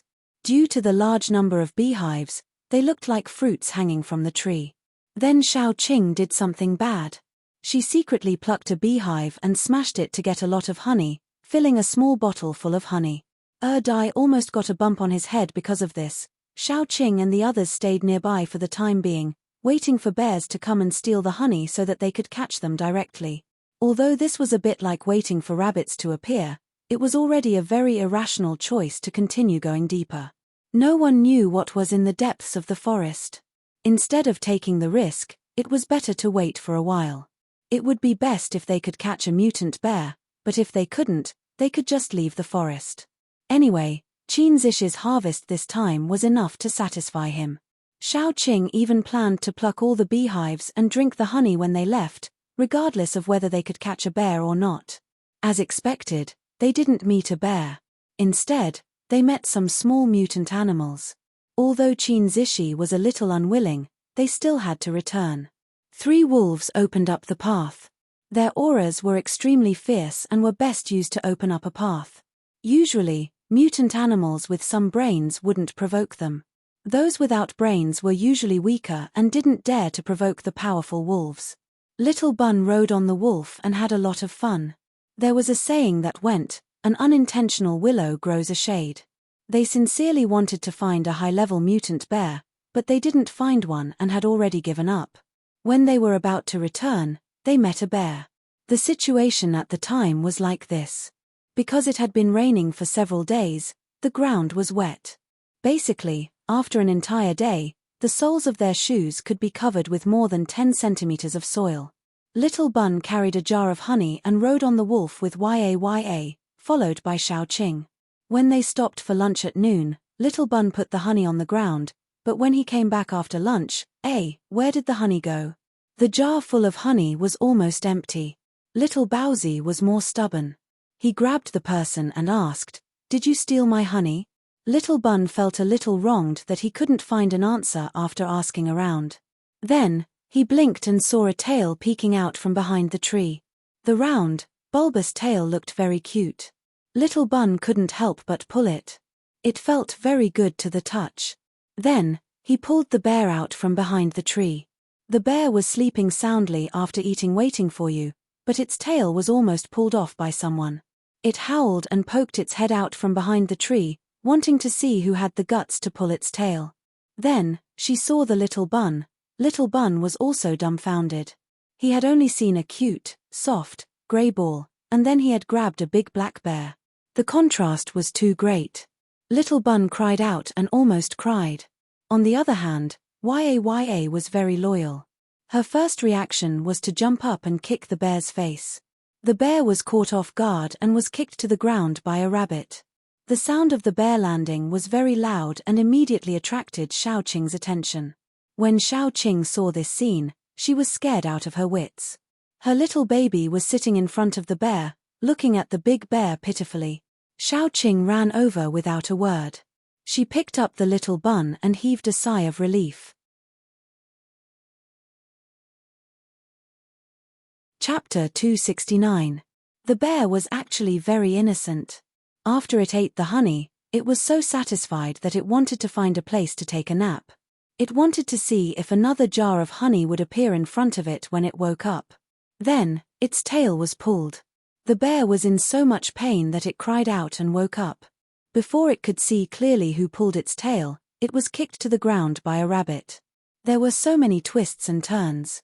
After Xiaoqing picked up the Little Bun, she released the vines. This time, she couldn't trap the bear. The bear's fur was very thick. The thorns couldn't pierce through it at all, let alone inject the poison. More importantly, the bear was very strong. It stood up and the vines tied to its body broke one after another. The vines were very strong. Xiaoqing had used them to trap countless zombies and mutated animals, but the bear broke them easily. Fortunately, they were made of energy and wouldn't be damaged. Otherwise, Xiaoqing's heart would ache. Xiaoqing's heart was full of the Little Bun. She was worried that the Little Bun was hurt. In her anxiety, she took out a green fruit from her space and stuffed it into the bear's mouth. The bear was looking around slowly when the fruit filled its mouth. It chewed slowly. It tasted sour and a little sweet. Then, it collapsed. Xiaoqing wasn't in the mood to care about it. She quickly checked the Little Bun's body to see if he was hurt. She checked inside and out several times. When she didn't find any injuries, she heaved a sigh of relief. At this moment, Xiaoqing finally reacted. Wasn't there a bear just now? The bear lying on the ground, she didn't know what she had stuffed into the bear's mouth. The bear was lying on the ground, looking like it was asleep. Xiaoqing touched the bear's head. When she didn't see any reaction, she grabbed the bear's paw and dragged it back. The people who were cooking and waiting for their food, I went out for a stroll and actually brought back a bear. Xiaoqing's expression was also a little strange. She felt that Qinzish's life was really too good. He had always wanted a bear with thick skin that could be used as a meat shield. Then, when they were about to leave the forest, a bear delivered itself to their doorstep. Was Qinzishi really not God's illegitimate child? Peak level 3. Do you want to subdue it? Xiaoqing asked with a strange expression. Qinzish's expression was also a little sluggish. After a while, he said, okay. However, there was no need to rush to tame the bear. They had to eat first. After the meal, Qinzishi turned around to take a look. Her face was about to crack. The bear had been sleeping on the ground, but now its aura had suddenly become unstable.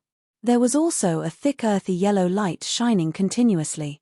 It was clearly about to break through. Who had seen a captive about to break through at such a critical moment? Not only Qin Zishi, but even Xiaoqing felt that Qin Zishi was really lucky this time. Once this bear broke through, it would become a level 4 mutated animal. With the strength of a level 4 mutated bear and Qin Zishi's intelligence, it would be almost invincible among those of the same level. Even someone like Xiaoqing, who was at the peak of level 4, wouldn't dare to face Qin Zishi directly. Xiaoqing was silent for a long time. Then, she said, "Hurry up and subdue it. When it evolves to level 4 and wakes up, it will be very difficult for you to subdue it again." Qin Zishi knew that now wasn't the time to be polite, so he took the bear back. Thus, they could only set up camp. As soon as Xiaoqing returned to the tent, she immediately took out a green fruit from her space. This fruit was the one she had stuffed into the bear's mouth before. This was an unexpected harvest from the last time they were in the forest. She had kept both the vine and the fruit. Later on, some things happened that caused her to forget about this fruit. If it weren't for the fact that she had stuffed one into the bear's mouth, Xiaoqing would have completely forgotten about it. Was the bear's evolution related to this fruit? Xiaoqing called Yang Qiue over to let a professional check if this green fruit was poisonous. After a careful examination, Yang Qiue found that not only was the fruit not poisonous, but it also contained rich energy. Without hesitation, Xiaoqing called Dai over and stuffed one into his mouth. Dai was the weakest among them now. Although Dai couldn't speak, Xiaoqing could feel that Dai was sullen, which was why she had thought of giving the fruit to Dai first. Xiaoqing was worried that the whole fruit was too strong and that it might have side effects, so she first cut the skin of the fruit and squeezed out the juice. She diluted it with water and gave it to Dai to drink.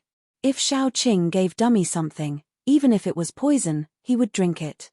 After Dummy drank a cup of diluted juice, his eyes brightened.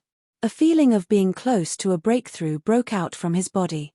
Dummy should have used the energy accumulated for a long time to fill the crystal nucleus so that he could proceed to the next step of the breakthrough. However, Dummy broke through just like that. He licked his lips, still wanting more. This breakthrough was too easy, and he didn't feel tired like he usually did. He just stared blankly for a while and then broke through. Xiaoqing didn't say anything and gave him a few more cups of juice. However, the effect of the second cup wasn't as good as the first. After Dai drank the juice from the whole fruit, he broke through to the mid-stage of level 3.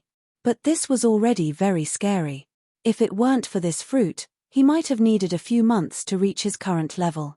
Yang Qiue watched the whole process. Then he asked quietly, "How many of these fruits are left?" Xiaoqing counted and said with a pained expression, "One was eaten by the bear, and one was eaten by Dai. Now there are 4 left." If she had known that the fruit was so effective, she wouldn't have given it to the bear. At that time, she was muddle-headed. She was afraid that the bear would bite Little Bun, so she casually took out something to bet on its mouth. Yang Qiue had a headache. How should he divide the 4 fruits? Chapter 270. At that time, there were piles of bones under the vines. It seemed that many mutated animals had died there. Xiaoqing guessed that the nuclei of those mutated animals had been absorbed by the vines. That was how the fruits were formed. Then, there was a reason why the fruits could improve people's superpowers. It was simply a condensed form of nuclei. It was very difficult to find such a good thing. Xiaoqing had to hold on to the idea that she would not have the idea of distributing them after this time. Dummy had already eaten one, so he could be excluded. She could not favor the rest of the companions, could she? Therefore, the remaining 4 fruits had to be distributed equally. The rest of her friends were Jiyu Chuan and his sister, Yang Qiue, Yang Hanqing, Xiao Tong, her and Little Bun. There were 7 of them in total. Oh, there's also a YAYA. If the fruits were distributed equally, they could be divided into 2 halves. Although the effect would be less, everyone could have a share. Xiaoqing thought for a while and turned the 4 fruits into juice. Then, she divided them into 8 cups and let Yang Qiue distribute them. She gave the juice to Little Bun and Yaya first. After watching them break through, she drank the juice herself. Now that Little Bun was already at level 3, and even Yaya was a level 4 mutated rabbit. If anything happened, they would have the ability to protect themselves, and Xiaoqing felt more at ease. After drinking the juice, Xiaoqing took out a lot of crystals and held them in her palm. In case something happened, or she was about to break through but didn't have enough energy, these crystals could be used to support her temporarily. Actually, she was already on the verge of breaking through. She only needed a little help to break through this barrier, and she could break through to level 5. The fruits came at the right time. Xiaoqing quietly felt the surging power in her body. She clenched her fist. Power was a good thing, especially in this post-apocalyptic world. You could be unreasonable, but you couldn't be without a fist. Otherwise, don't even talk about protecting your family, you won't even be able to save your own life. Xiaoqing was very calm. Ever since she obtained her special ability, she had broken through several times. She could be considered to be very experienced. When the surging power surged up, she used her remaining mental strength to guide the energy in her body towards the crystal nucleus. When the turbulent energy came out of the crystal core, its volume would be smaller. After a few hundred times, all the energy was absorbed by the crystal core. Xiaoqing could clearly feel that an invisible barrier had been broken. The crystal core would usually only grow slowly, but now it had suddenly increased in size. The crystal core that was supposed to be a multi-sided rhombus seemed to have become a lot rounder. Xiaoqing had broken through. She felt the energy surging in her body for a while. Then, she opened her hand, and vines with endless vitality grew out. Originally, the vines were emerald green in color. Only the thorns on top were darker green. Now, the vines were as thick as a baby's arm. The whole body was dark green, as if it was carved out of black jade. It looked very fragile, like a fragile crystal. In fact, whether it was its toughness or toxicity, it had greatly increased. This was only one of Xiaoqing's gains. Her biggest gain was that she had a deeper understanding of space. Also, her small space had expanded in size. In short, there were many benefits. For a long time in the future, she probably wouldn't be able to break through. After all, from level 5 to level 6, it would take a long time to accumulate. After relaxing her body, Xiaoqing walked out. When she opened the curtain, she saw a group of people standing at the door. They were all staring at the tent attentively. Xiaoqing was shocked. Chapter 271. What are you doing? Yang Qiue's expression was a little strange. Qing, you haven't come out for a day and a night. If you didn't come out, I would have gone in to have a look. I broke through. Xiaoqing was in a good mood. She patted Yang Qiue's shoulder and said, that's why it took me a little longer. What about you? I'm at level 4 now. Yang Qiue couldn't help but raise his eyebrows. His level 4 power was much more powerful than that of ordinary paranormals. After all, his power was very strong. I'm at level 4 too, Yang Hanqing said. Then Jiyu Chuan, who had been silent for a long time, said, me too. Apart from them, Xiao Tong and Jiyu Panpan were now only one step away from level 4. It was estimated that they would break through soon. Even so, it was still very scary. Level 2 paranormals were the mainstream, level 3 paranormals were experts, and level 4 paranormals could be counted on one's fingers. However, in a paranormal team of less than 10 people, there were actually 4 level 4 paranormals and a level 4 mutated animal. Among the rest of the paranormals, the weakest was at least level 3. It would scare people to death if they knew about it. Moreover, among the level 3 paranormals, there was Little Bun, who was young and had great potential. There was also a psychic paranormal, which was very rare. Only Jiyu Panpan's paranormals were more common, but a strength-based paranormal like her was also very powerful. This team of paranormals was enough to defeat most mercenary groups. Xiaoqing was even confident that she could challenge one of the top 4 mercenary groups in the capital. Xiaoqing breathed a sigh of relief. Ever since the apocalypse, her heart had been in her throat. She was afraid that one day she would wake up and find that everything was just a dream, and she was lying in a pool of blood, watching the car that caused the accident speeding away. Even though this thought had faded away day by day, Xiaoqing didn't relax. Strength, strength, strength. Without enough strength, one could only be at the mercy of others in an environment like the apocalypse. Until today, she suddenly found that her friends were very powerful. Their strength had already stood at the top of the paranormals in the country. Only then did she feel relieved. Where's Qin Zishi? How is he? After relaxing, Xiaoqing suddenly remembers the important matter. If Qin Zishi can't tame the bear, a level 4 mutant bear will not be easy to deal with. Hearing his friend's name, Little Bun was the first to react. His playing with Bear. Yang Qiue hurriedly continued, he's very lucky. He's already tamed that bear. After taming it, that bear broke through to level 4. He's so happy that he can't even keep a straight face. The strength of her companions had all increased by a level, and the employer was also satisfied. The mission this time could be considered to have been completed successfully. Xiaoqing was very satisfied. She brought people to discuss with Qin Zishi about returning. Qin Zishi was teasing the bear. The bear was very simple and honest. When he teased it, it rolled on the ground. When it was not baring its big white teeth, this bear was quite cute. Just as Yang Qiue said, Qin Zishi couldn't keep a straight face. His face, which was always serious, couldn't help but smile. A pair of small dimples appeared as he smiled. With some baby fat, he was even cuter than the bear.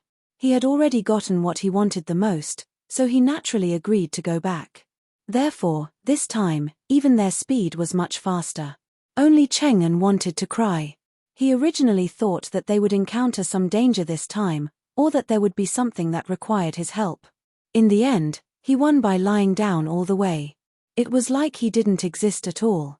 It wasn't until they were almost at the base that Cheng'an realized that he had come this time to get paid. Chapter 272. The closer they got to the base, the more unhappy Little Bun became. He and Qin Zishi got along very well. Although there was a big age gap between them, Qin Zishi treated him very well. There was no generation gap between them, and they could play together. It could be said that they had formed a deep friendship. Then Xiaoqing told him that they would be separated when they returned to the base, because Qin Zishi was not from S-City base. Sooner or later, she would leave. Little Bun was especially unhappy. This was the first time he had such a strong desire to keep his little friend, but no matter how he thought about it, he couldn't think of a good idea. If he wanted to keep his little friend, he could only make him his family. Little Bun bit his finger and could not help but secretly ask Qin Zishi, Brother Xiaoxi, do you like my mama? Qin Zishi and the bear were inseparable these 2 days, except when they went to the toilet. At this moment, he was feeding the bear. Hearing Little Bun's words, the pure Qin Zishi's first reaction was that Little Bun was talking about the affection between friends. It meant that he had a good impression of her, so she nodded. I do. Xiaoqing had outstanding abilities, was beautiful, and was not bad-tempered. This mission was so perfect because of her. How could he not like her? Little Bun laughed immediately. I told you that my mama is so beautiful. No one would dislike her. After getting Qin Zishi's approval, Little Bun began to secretly plan a way to make Qin Zishi his family. Then they could eat together, sleep together, and live together. His little friend would never leave him again. Great. Xiaoqing didn't know about Little Bun's plan. She was trying her best to adapt to her level 5 ability. After breaking through to level 5, her strength had doubled. It didn't feel like she had broken through one level, but many levels. The 5th level was like a threshold. After breaking through, both the amount and quality of the energy in the body would be greatly improved. Not to mention the improvement in speed, physical strength, and strength. Xiaoqing needed a short time to adapt to better control her current strength. Not only her, but the other little friends were also adapting to their own strength. After all, if one didn't know how to use a greater power, it would be a waste of a heavenly treasure. It would be like a child who had obtained a treasured sword. In the process of adapting, they returned to the base. When they reached the gate of the base, Xiaoqing felt that something was wrong. When they got closer, they found that many cars were parked outside the base, and many injured people were getting out of the cars. Xiaoqing could not help but get out of the car and ask the guard at the gate, "What's going on?" The guard knew Xiaoqing. He had seen the bet between Xiaoqing and Cheng'en, so he was very nice to Xiaoqing. "Didn't our base send some people to escort those researchers to the capital? Something happened. I don't know why, but it seems like it was premeditated. They were surrounded by a crowd of zombies. Now, all the bases have received the news and are sending people to rescue them. These injured people are from the last batch. More than 100 people went, but less than half of them came back." Xiaoqing could not help but frown. Those researchers were going to the capital to carry out important research projects, but now they were surrounded by a crowd of zombies. They might suffer a great loss, which was a great disadvantage for human beings. Moreover, the crowd of zombies would take the initiative to surround human beings, which meant that the zombies had evolved a lot during this period.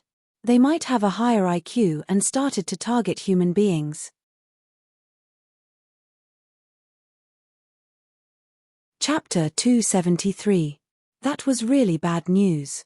The gatekeeper said, "There were a lot of zombies surrounding those researchers, and their levels weren't low. I heard that several nearby bases had sent people to rescue them, but the casualties were heavy. Only half of the paranormals who went came back. Among the half, many of them were injured. Those with minor injuries are fine, but those with broken arms and legs, how are they going to survive in the future? What should we do next? Did the base release any other information?" Xiaoqing asked again. The gatekeeper sighed and said, "If we don't send enough people, we'll be dead meat." So, our base chief and the base chiefs of other bases had a meeting, and then issued a task. Those who are willing to participate in the rescue can sign up. When there are enough people, we'll go to the rescue. But I'm afraid that those researchers won't be able to wait until we can wait until then. If they waited until there were enough people to go to the rescue, those researchers might have already become rotten meat in the stomachs of zombies. Now, many people have volunteered to go to the rescue. The gatekeeper touched his nose and said, "But there are too few people, I'm afraid." Xiaoqing's brows were tightly furrowed as she brought her partners into the base. Qin Zishi was quite a nice person. He had just entered the base and had yet to gain a firm foothold, but he had already paid all the rewards to Xiaoqing and Cheng'en. In fact, because Xiaoqing had indeed helped him a lot this time, he even gave her an extra reward. Cheng'en wasn't jealous. After all, Xiaoqing's gains were proportional to her efforts. It could even be said that he had freeloaded all the way here. He received a reward for nothing and didn't have to do anything. What was there to be dissatisfied about? Xiaoqing took the reluctant little bun and said goodbye to them. Before leaving, Xiaoqing specially asked Qin Zishi, "May I ask where your home is? When are you going back?" Qin Zishi didn't hide anything from her friends who had battled with her. "My home is in the capital. I'm going back in 2 days. Is there anything you need?" Qin Zishi didn't bring the 4 pets back because he was worried that his pets would cause panic when they entered the base. Moreover, he couldn't stay in the base for more than a few days. Instead, he let them live outside the base. He was also worried that his pets would be killed by an unknown paranormal, so it was better to leave as soon as possible. "It's like this. I'm going to participate in the rescue of that researcher. I'll probably set off tomorrow. If it's on the way, we can go together." Xiaoqing chuckled. When Qin Zishi heard this, he knew that Xiaoqing wanted to protect him again. After all, Xiaoqing's strength was obvious. When she said that she wanted to go with him, she was just being modest. She probably only mentioned it for the sake of little Bun. Qin Zishi didn't say anything and showed a pair of small dimples. "I can go whenever I want. Since you're going to participate in the rescue tomorrow, I'll go tomorrow too. I'm already worried about leaving our DA and the others outside." "Okay. Let's meet at the square tomorrow at 8 o'clock in the morning." Xiaoqing agreed. The little Bun immediately cheered happily. He had been thinking about making Qin Zishi his family along the way, but he didn't have a chance to do it. Now that Memar was going to go with Qin Zishi, he finally had a chance. In fact, Xiaoqing didn't want to see the little Bun depressed. On the other hand, She wanted to return Qin Zishi's favor. After all, she took more than the reward from Qin Zishi. Because they only had one night to rest, Xiaoqing moved quickly. She first went to buy some fresh fruits and vegetables, then organized the space. Now that the space had expanded a little, she could put more things in it. After thinking about it, Xiaoqing put some things that she might use on a daily basis into the space, then went to sleep with the little bun and the others. The next morning, Qin Zishi took the initiative to come to Xiaoqing's house. At this time, Xiaoqing and the others were still eating, so they invited Qin Zishi to eat with them. Xiao Tong always liked almonds, so Yang Hanqing specially made some almonds for her as a snack. After breakfast, they set off again. Originally, the rescue mission was organized by the base, and they needed to gather a group of people before they set off. Xiaoqing didn't want to wait, and there would be more trouble if there were more people, so she directly took the team and left. Without Cheng'en's team, half of the members were gone. The little bun specially invited Qin Zishi to play in his car. Soon after they left the base, Qin Zishi summoned the bear named Hei Bao, Rda, and San. One bear and 3 wolves ran behind the car. Those who didn't know better would think that they were being chased by mutated animals. When Qin Zishi got into Xiaoqing's car, he realized that the people sitting in the backseat were playing Fight the Landlord. He froze for a moment before he heard Jiyu Panpan call out to him, "Lil Shi, do you want to come and play with us?" Qin Zishi hesitated for a moment. His family was very good, and he went to a private school when he was young, so he had never been exposed to such down-to-earth poker games. Therefore, Qin Zishi was a little itchy. After the little bun called him once, he couldn't help but join in the game. After about half an hour, Xiaoqing turned around and saw that except for Jiyu Chuan, everyone's faces were covered with notes. So energetic. Xiaoqing smiled silently and turned her head back. She was sitting in the middle seat, leaning against the die, and Yang Qiue was still massaging her legs. Her life was so rotten. Especially when Yang Hanqing and Yang Qiue were together, they specially made a lot of snacks for her. This greatly satisfied her. After a while, Xiao Tong would pass her snacks. Yang Hanqing's hands were very skillful. He also made a lot of biscuits with animal heads for the little bun, which made the little bun very satisfied. Chapter 274. When they were together, their life was not like that of the post-apocalyptic world. Qin Zishi was rich. Even in the post-apocalyptic world, he lived a comfortable life. As for Xiaoqing, she brought a set of kitchen utensils, seasonings, fruits, and vegetables with her. Would she let herself live a bad life? Especially when the 2 groups of people were together, they were rotten to the core. Their life was like heaven. There was Yang Hanqing, who was more professional than a professional chef, and Qin Zishi provided the best ingredients. Other than that, Qin Zishi had many fruits and vegetables that were common before the post-apocalyptic world but rarely seen after the apocalyptic world. The girl with the space beside him was like a moving warehouse filled with all kinds of things, such as lychees, grapefruits, oranges, bayberries, pineapples.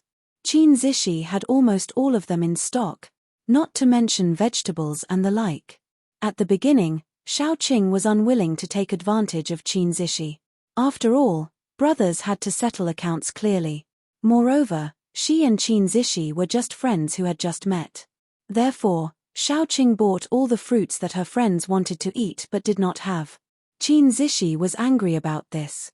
He thought that he treated Xiaoqing and the others as friends, but Xiaoqing wanted to fob him off with money. However, Qin Zishi was born in an aristocratic family. He was not stupid. He understood Xiaoqing's thoughts. Therefore, he gave Xiaoqing more money every time they traded. He called it a treat for little bun. As for the 3 meals, most of the vegetables were provided by Qin Zishi. When it came to this, he refused to accept the crystals no matter what. Qin Zishi said that the dishes were for everyone to eat together, not him. Xiaoqing had to take care of him and keep this favor in mind. If there was a chance in the future, she would return this favor. This was how friendships usually developed. Moreover, although Qin Zishi was a little young and had a good family background, she was neither arrogant nor rash. She was quite lovable. Of course, The most important thing was that this was a world where appearances mattered. Therefore, after spending a few days alone together, Qin Zishi had already gotten along well with Xiao Qing's teammates. The more it was like this, the more reluctant little Bun was to part with Qin Zishi. He was even more determined to make Qin Zishi his family. Don't you see that Aunt Panpan and the rest also like Qin Zishi? They would definitely be very willing to accept Qin Zishi as their family. Little Bun clenched his little fists and quickly formed a plan in his mind. The only thing missing now was for Qin Zishi and Xiao Qing to be alone together. Otherwise, Yang Qiue, the big bad guy, would definitely come out to stop them. Soon, they approached the place where the researchers were surrounded. These researchers were quite lucky. There was a reservoir nearby with a lot of fish. In order to prevent people from fishing, the person in charge of the reservoir specially surrounded it with a layer of iron net. After they were chased, they entered the reservoir. Several superpowered people with wood power planted a lot of poisonous vines on the iron net to form the first protective wall.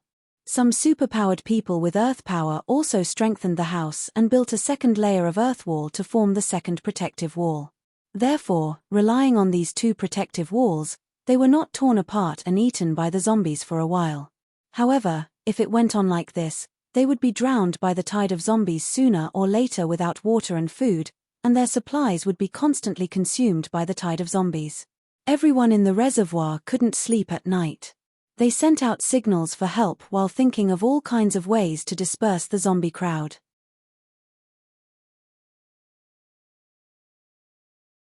Chapter 275. Originally, they had developed a kind of liquid that smelled good to humans. Once zombies smelled it, they would feel nauseous and leave voluntarily. They had come all the way from the south, and this liquid had saved their lives several times. However, this kind of liquid had no effect on the tide of zombies this time. Every zombie was staring at them fiercely, with no intention of leaving at all. Facing this situation, the researchers were completely panicked. There had been a rescue mission before. 200 to 300 people had come from several bases. These researchers and the remaining guards had wanted to take the opportunity to break out of the encirclement, but in the end, they did not make it out. Many of them had died, and more than half of the rescue team had died.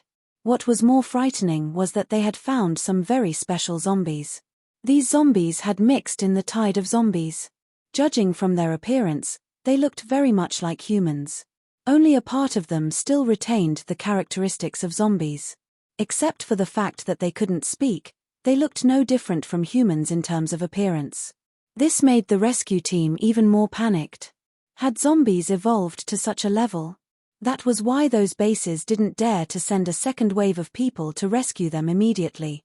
Otherwise, it wouldn't be a rescue mission, but a suicide mission. According to their preliminary guess, those zombies that looked like humans were likely to be at least level 4 zombies. There might even be level 5 zombies.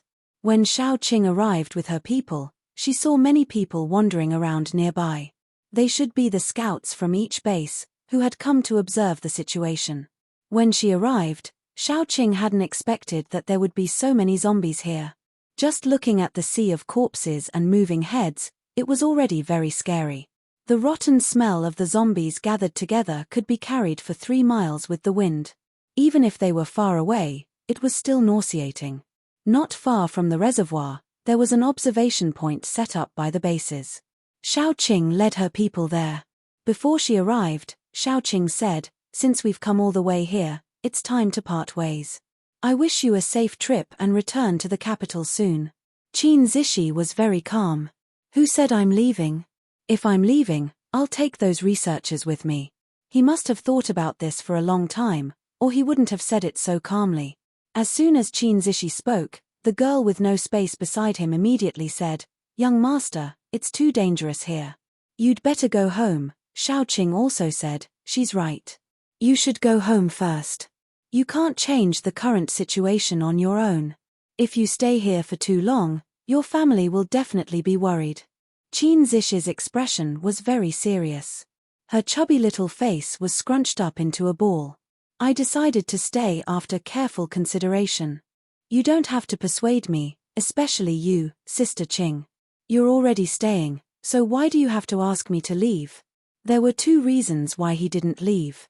First, his friends were all going into danger, and he couldn't go home alone to enjoy the peace and security. Secondly, he was also a citizen of the Celestial Empire. In the past, when he was weak, he could not do anything. Now that he was a level 3 paranormal and encountered such a situation, he naturally had to do something for the country. Of course, the first reason was more important. Xiao Qing patted his head and said, I don't want to nag you, but the current situation is really not suitable for you to be involved. Go home quickly. If there's a chance, I'll take the little bun to see you. Qin Zishi widened his eyes and said angrily, I'm already 17 this year. In a few months, I'll be 18. I'm not a child anymore. I know what I'm doing. Don't worry, Sister Qing, I won't be a burden to you.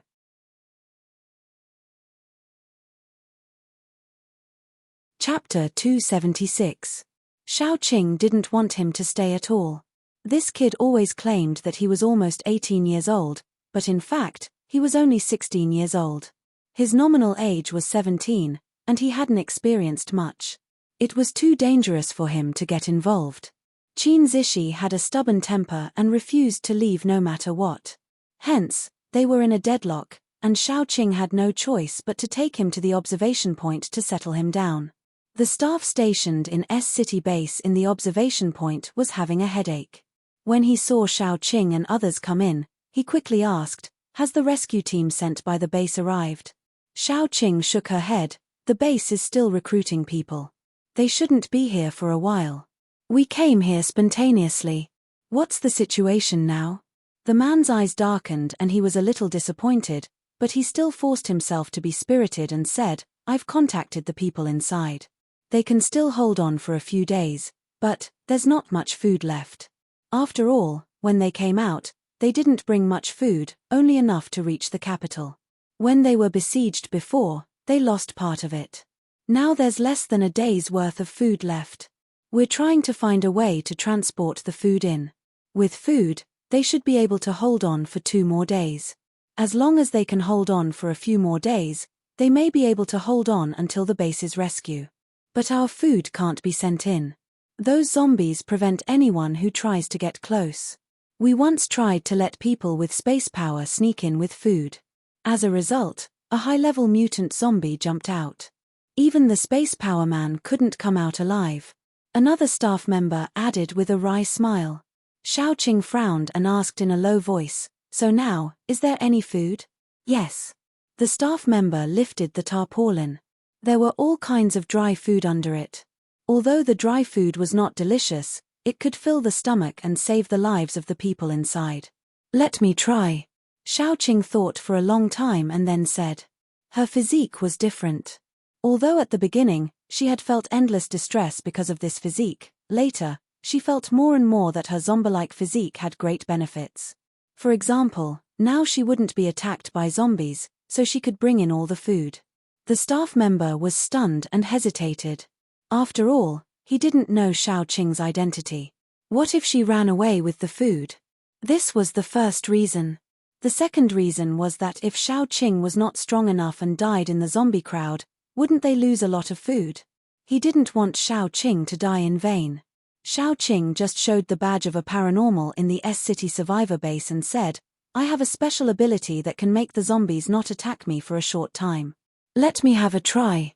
I can't just watch them starve to death. The staff discussed and agreed. Looking at the situation, it would take a long time for the rescue team to arrive. By the time the rescue team arrived, the people inside would starve to death before they were eaten by the zombies. They didn't have any other way to bring the food in. It was better to trust Xiao Qing this time. The only problem now was how to bring the food in without exposing her space. Qin Zishi was very considerate. He patted his chest and said, Sister Qing, I'm a space paranormal. I'll lend you my space paranormal. I wish you success. Xiao Qing was very happy about his trust. She looked at the thin girl and said, Don't worry. I'll bring her back safely. After the discussion, it was decided that Xiao Qing, Dai, and the space paranormal named Lan would go in together. The more people there were, the more cumbersome it would be.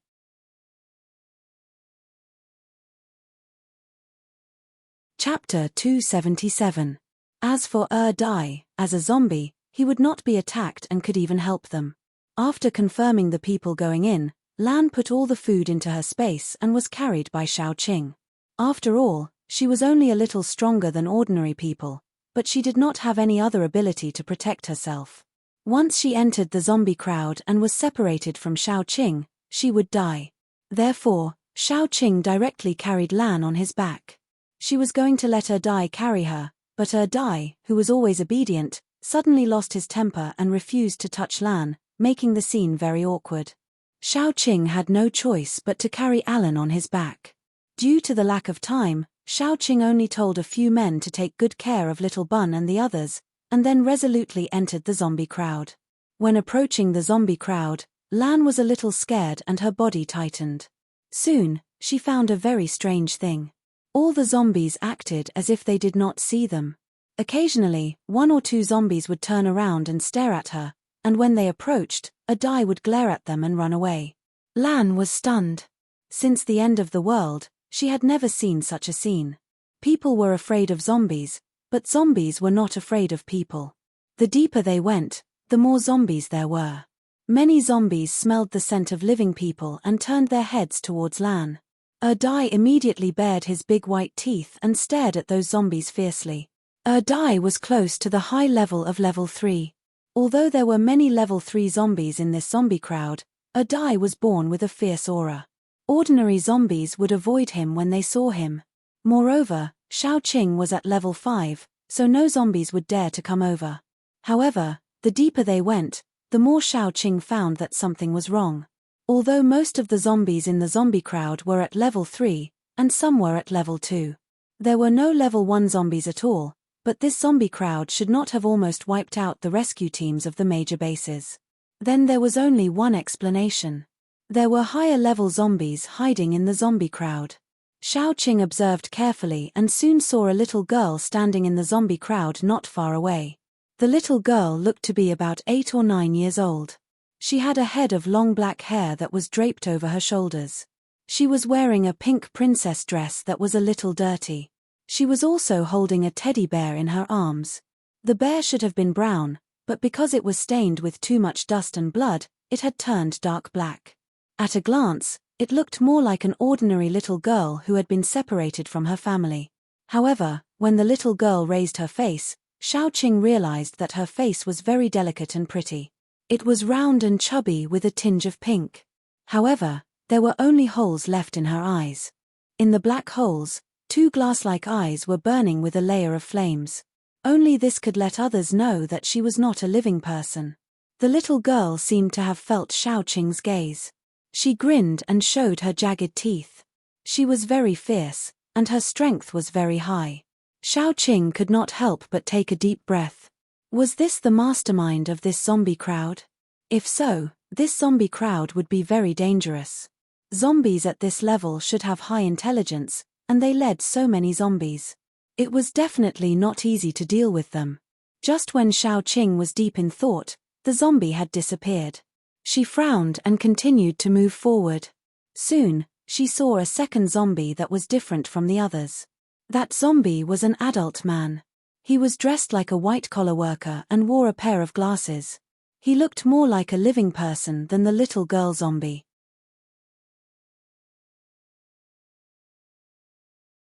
Chapter 278. However, its collar was open, and there should have been a heart in its chest. Now, there was only a rotten black hole. Through the black hole, one could see its empty body. There was not a single piece of internal organs inside, but there was an infant zombie, looking outside with its head. The baby zombie was wrinkled and looked like it had just been born, but the surface of its body was bluish-black. It was also smiling at Xiaoqing. Xiaoqing felt cold all over. These 2 zombies, their strength was not lower than the little girl zombie. If she fought the little girl zombie alone, she could still win, but with these 2 zombies, she was afraid that she would be the one to die. Xiaoqing could only bite the bullet and walk in. Fortunately, until she approached the reservoir, she did not see any other high-level mutant zombies. When she arrived at the reservoir, Xiaoqing was worried. How should she get in? The outermost layer of barbed wire was covered with vines, and there were small flowers on the vines, which looked very green and beautiful. With Xiaoqing's eyes, she could see that the vines were not only poisonous, but also highly poisonous. And if she rashly climbed over the wall, she would be regarded as an invading zombie, right? Xiaoqing thought about it and decided to climb over the wall, but the way she climbed over the wall was special. The vines grew from the ground and formed an upward vine pillar, sending Xiaoqing and the other two into the air, and then she jumped in. In the next second, the patrolman shouted, "Enemy attack! There are zombies climbing over the wall." Then a group of people came out of the second layer of the wall. All of them were highly alert and ready to use their powers. Xiaoqing, she slowly raised her hand and said, "I'm just here to deliver supplies." In fact, the people inside had already run out of food. In the morning, they had eaten their last meal and were already prepared to starve. Then, they starved for less than an entire afternoon. Before the sun had even set, the supplies had already arrived. It was really fast. Xiaoqing calmly asked Alan to take out the food and water, and then comforted them. Several major survival bases have been discussing countermeasures. Before I came, I had already heard that they were gathering people to try to carry out a second rescue. Don't worry too much. A group of people in white coats who looked very embarrassed came out, and he quickly said, "Thank you very much for taking the risk to deliver the food. Let's sit inside first." Xiaoqing nodded. She took Dummy and Alan to follow these people in. She was sensitive to the fact that these people were like birds startled by the twang of a bow. Everyone's faces were filled with deep exhaustion and fear. However, Xiaoqing just thought that they had been besieged for a long time and were physically and mentally exhausted, and did not think in other directions. Until she sat down, Xiaoqing found that there was something wrong with the number of people. The news from the base was that there were a total of 30 researchers, and they had been carefully protected. Even if several of them died because of the zombie tide, there were still about 25 people left. However, Xiaoqing counted again and again, and there were only 25 people in this group. She couldn't say that all the members of the guard group were dead, right? Only the researchers were left. However, the leader of the researchers did not mean to talk more. He just asked Xiaoqing, "Miss, how did you get in here?" There were zombies outside, but Xiaoqing and the others could still enter the reservoir unscathed. They couldn't help but wonder. Xiaoqing smiled and said vaguely, "I have a special ability that can temporarily not be detected by zombies, but this ability can't protect too many people."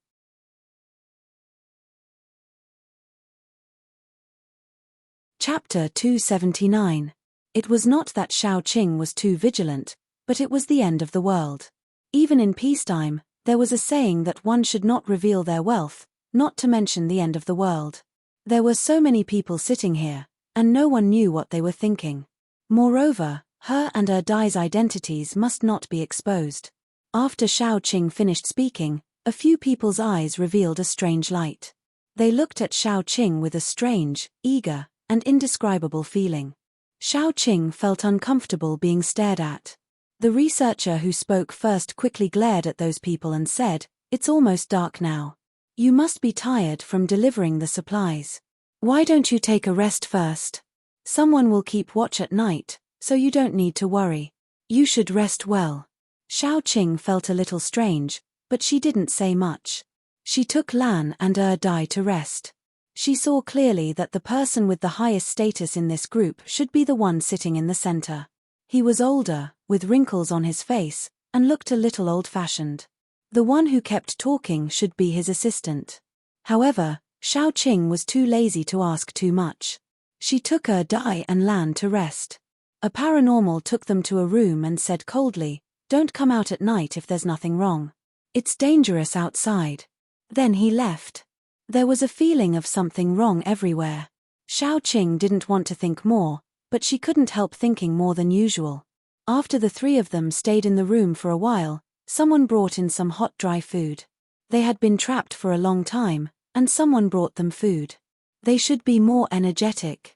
However, whether it was the person who led them here or the person who brought them food, they all looked tired, cold, and desperate. After a simple meal, Xiaoqing told the two people, "I feel something is wrong. We should be careful at night. After all, the situation is special now. We don't know what will happen at night. Lan, you go to sleep. Dai and I will keep watch at night. Lan nodded obediently and quickly got into the quilt. But after a while, she sat up with the quilt and said with a bitter face, I can't sleep. When I close my eyes now, I see the zombie crowd outside. Xiaoqing smiled and put a stool at the door. I'll keep watch here. If there's anything, I'll inform you. Go to sleep. Lan turned over and over. After a while, she covered her head with the quilt and curled up. Xiaoqing leaned against the back of the chair. As soon as she sat down, Dai rushed over and hugged Xiaoqing's waist intimately. He hadn't been alone with Xiaoqing for a long time. Since the last time he came back, there was an annoying Yang Qiue beside Xiaoqing. He had been fighting with him for Xiaoqing. Humph. I hate Yang Qiue the most. He wants to snatch everything. Even half of Xiaoqing's bed was occupied by him. Therefore, Dai was very happy that he could be alone with Xiaoqing this time. Finally, they could spend some time together. As for Lan, he had completely ignored her. Xiaoqing sighed helplessly and caught Dai, who rushed over. The space in the chair couldn't accommodate two people, so Dai curled himself up in Xiaoqing's arms. This posture was too uncomfortable. Xiaoqing pouted her lips. There's another seat over there. Sit by yourself. Why are you sitting on my lap? Dai pretended that he didn't hear her and curled up obediently. Fortunately, his body was soft. Otherwise, he wouldn't be able to do it. After all, he was a man with a relatively broad frame. Even if he looked a little younger, his frame wasn't small. Xiaoqing didn't want to scold Dai, so she had to indulge him. They kept this posture until late at night. Xiaoqing, who was a little sleepy because Dai was in her arms, suddenly heard a shrill scream.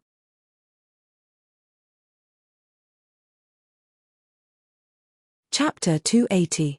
This voice was clearly from a woman, and it was filled with despair and fear. Xiaoqing remembered that she had seen two women during the day. One was ordinary and hard to remember, while the other was wearing a white coat and following beside the old man. She looked quite delicate and pretty. As soon as the voice rang out, Lan, who was not sleeping deeply, immediately woke up. She looked at Xiaoqing with a panicked expression. When she saw Xiaoqing's calmness, she miraculously calmed down a little. The three of them hurriedly went out the door and followed the direction of the voice. They lived a little further away from the scene of the incident. When they arrived, there were already many people there. Everyone's face was filled with deep despair. Xiaoqing walked to the front of the crowd. Then, she saw a woman in a white coat with a delicate face sitting on the ground with a pale face. Her face was covered in cold sweat, and even her facial features were twisted into a ferocious look because of deep fear. Not far in front of her was a corpse. It should have been a corpse that had died not long ago, because the corpse was still steaming. The reason why the corpse was steaming was because the skin below the neck had been peeled off, revealing a blurry layer of flesh and the texture of the muscles. The corpse's limbs were all twisted beyond recognition. His stomach was also cut open. His intestines were pulled out very long and wrapped around his neck several times. It looked like he had strangled himself with his intestines. The only thing that was intact was his head. His face was filled with horror and deep despair. His tongue was pulled out very long, broken, and stuffed back in. The old man squeezed through the crowd and walked in. Beside him was the middle-aged man who had spoken during the day. He glanced at the tragic corpse on the ground with a serious expression. After a while, he said, "Take it down and bury it. Everyone, go back to sleep." Xiaoqing was slightly puzzled by his calm reaction. At this time, shouldn't they investigate? At the very least, they should investigate the cause of his death and then raise their vigilance. And this old man seemed to be used to this kind of scene, unless, in these days of being surrounded, similar things had happened so many times that they even knew who was the one who did it. However, if it was the zombies outside who had the ability to come in, why didn't they rush in and kill all of them instead of killing them one by one? This was not in line with the habits of zombies. If it was a human, it would be even more unreasonable. If they knew who the murderer was, they could just catch him. If they didn't know, they could at least investigate. In short, this kind of situation was too wrong. Before Xiao Qing could figure it out, the woman sitting on the ground suddenly attacked. She pulled at her hair as if she had gone crazy. Her eyes, which were dilated because of fear, were particularly empty. With resentment, she stared at Xiao Qing and screamed, "It's them. They must have brought the demon in, otherwise, why would those monsters come in?" As she spoke, she covered her face. Only her eyes were exposed from the gaps between her fingers. She looked at Xiao Qing and others with resentment. The crowd immediately began to whisper. They seemed to have forgotten that it was Xiao Qing who brought the food. Everyone looked at Xiao Qing with strange eyes. After being besieged for so long, the pressure, despair, and the approach of death had almost driven them crazy. The old man frowned and whispered, "Enough. Don't talk nonsense. Qing Mai, you take and ran back. She is frightened. You have to appease her." The ordinary-looking woman responded and stepped forward to help the woman named Enran. Enran had probably collapsed. She covered her face all the way. She just looked outside through the gaps between her fingers. Her mouth was still muttering something.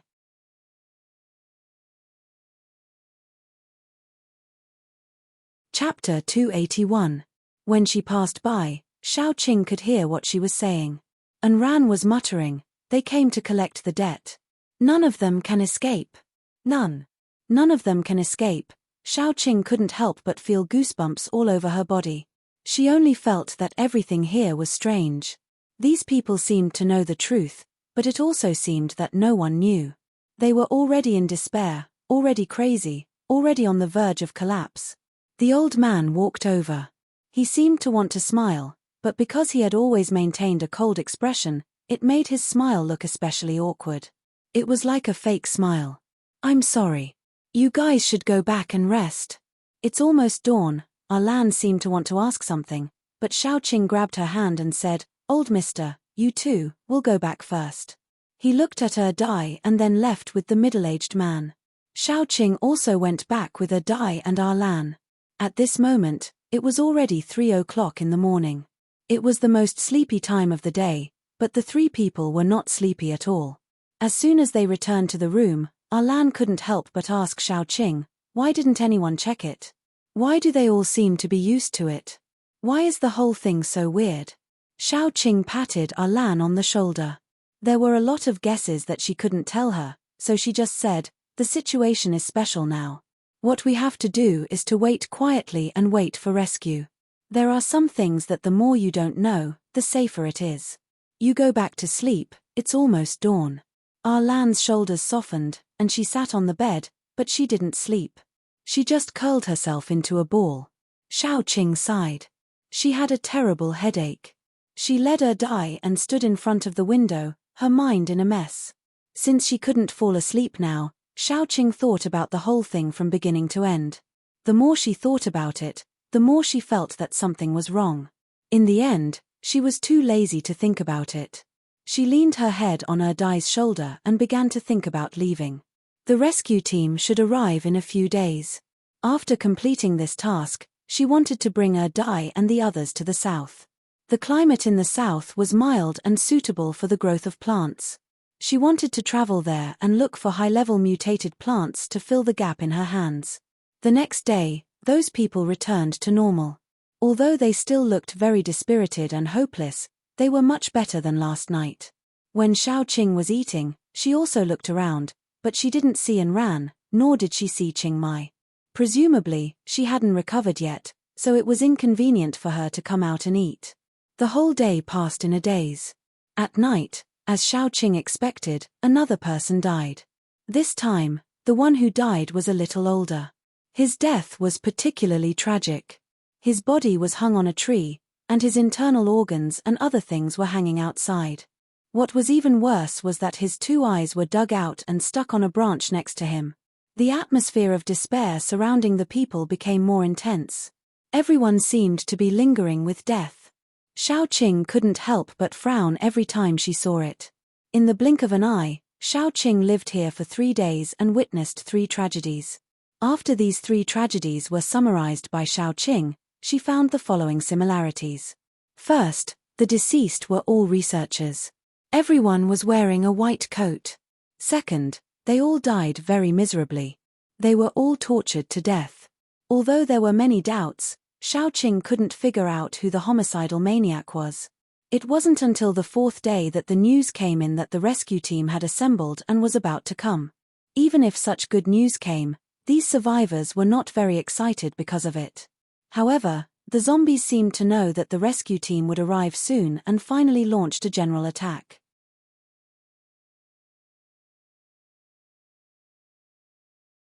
Chapter 282.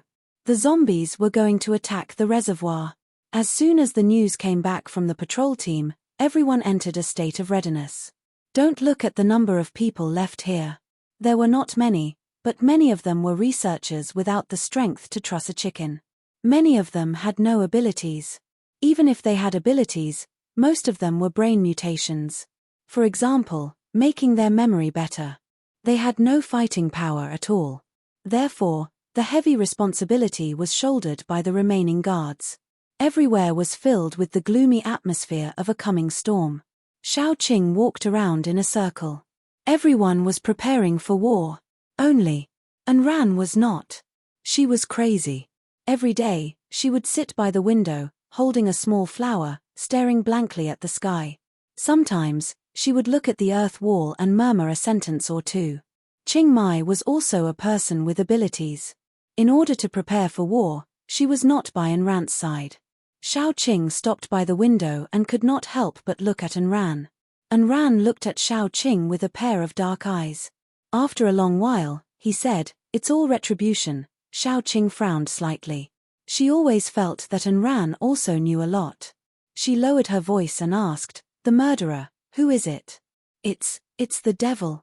Enran found it difficult to suppress the fear in her eyes. She grabbed Xiaoqing's arm in a panic and said, "Go, run, the devil is coming." Then she began to walk around the room shouting the words, "The devil is coming." Xiaoqing crushed the small flower in her hand. Her thoughts were very complicated. During the day, the zombies would not attack. They were also gathering and accumulating strength. When the sun went down, it was estimated that it would be time for them to really attack. When Xiaoqing came out, she promised to take Elan back. So she told Elan many times that she must not leave her side. Erdai was very obedient. Knowing that her mind was in a mess, he massaged her temples and shoulders. When Xiaoqing was about to fall asleep with her eyes closed, he secretly kissed Xiaoqing's forehead.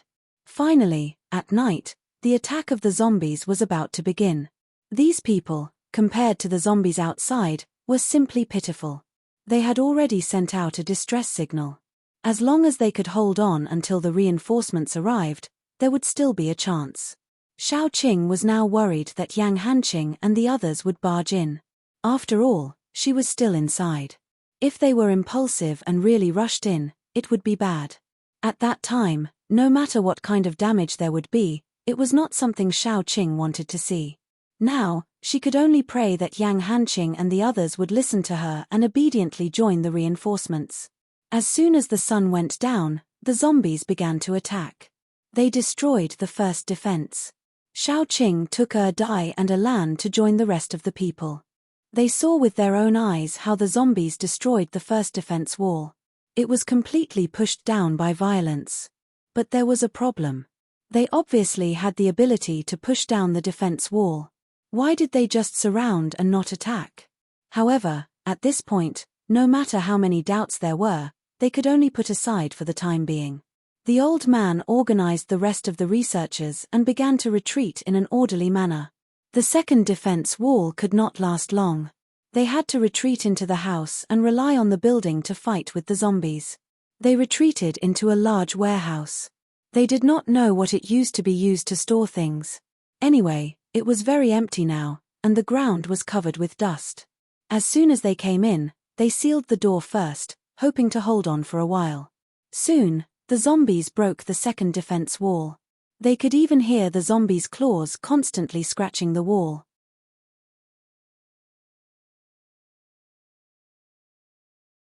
Chapter 283. The rustling sound made people feel very uncomfortable. The group of people in the warehouse were frightened. Soon, the window suddenly broke, and a black shadow came in. Immediately, countless superpowers were aimed at it, as if they wanted to tear it apart. However, it was very fast. It directly went into the crowd, grabbed the neck of a man in a white coat, and began to bite. Xiao Qing saw it clearly. It was a young male zombie. It had shark-like teeth, but its appearance was infinitely similar to that of a human, except that it was blind in one eye. The man in the white coat didn't have any superpower at all, so he was bitten to death in an instant. It jumped up and targeted the old man. When it jumped up, it screamed shrilly, and its voice was full of resentment. Then, it ignored the others and directly rushed to the old man. The old man was very calm. He counted and then said, 04796, Fire Superpower Possessors, go. A Fire Superpower Possessor walked out. As soon as the fireball in his hand fell on the zombie, it screamed and its skin seemed to be on fire. A high-level zombie like it shouldn't be so afraid of fire, but it was as if it was on fire. It happened so fast that many people didn't have time to react. By the time they reacted, the zombie had already escaped through the window. At this moment, Xiao Qing's face was expressionless as she looked at the window. She suddenly connected everything together, and the answer she received shocked her. However, she was just guessing. There were some things that she couldn't confirm. Hiding in the warehouse, there were fewer places where they had to face zombies, so they were much safer. However, it was also very difficult to defend. Once they were broken through, they would die. There was nowhere to run. After driving away the zombie, the whole warehouse fell into silence. After a long time, a voice was heard. That's 04796.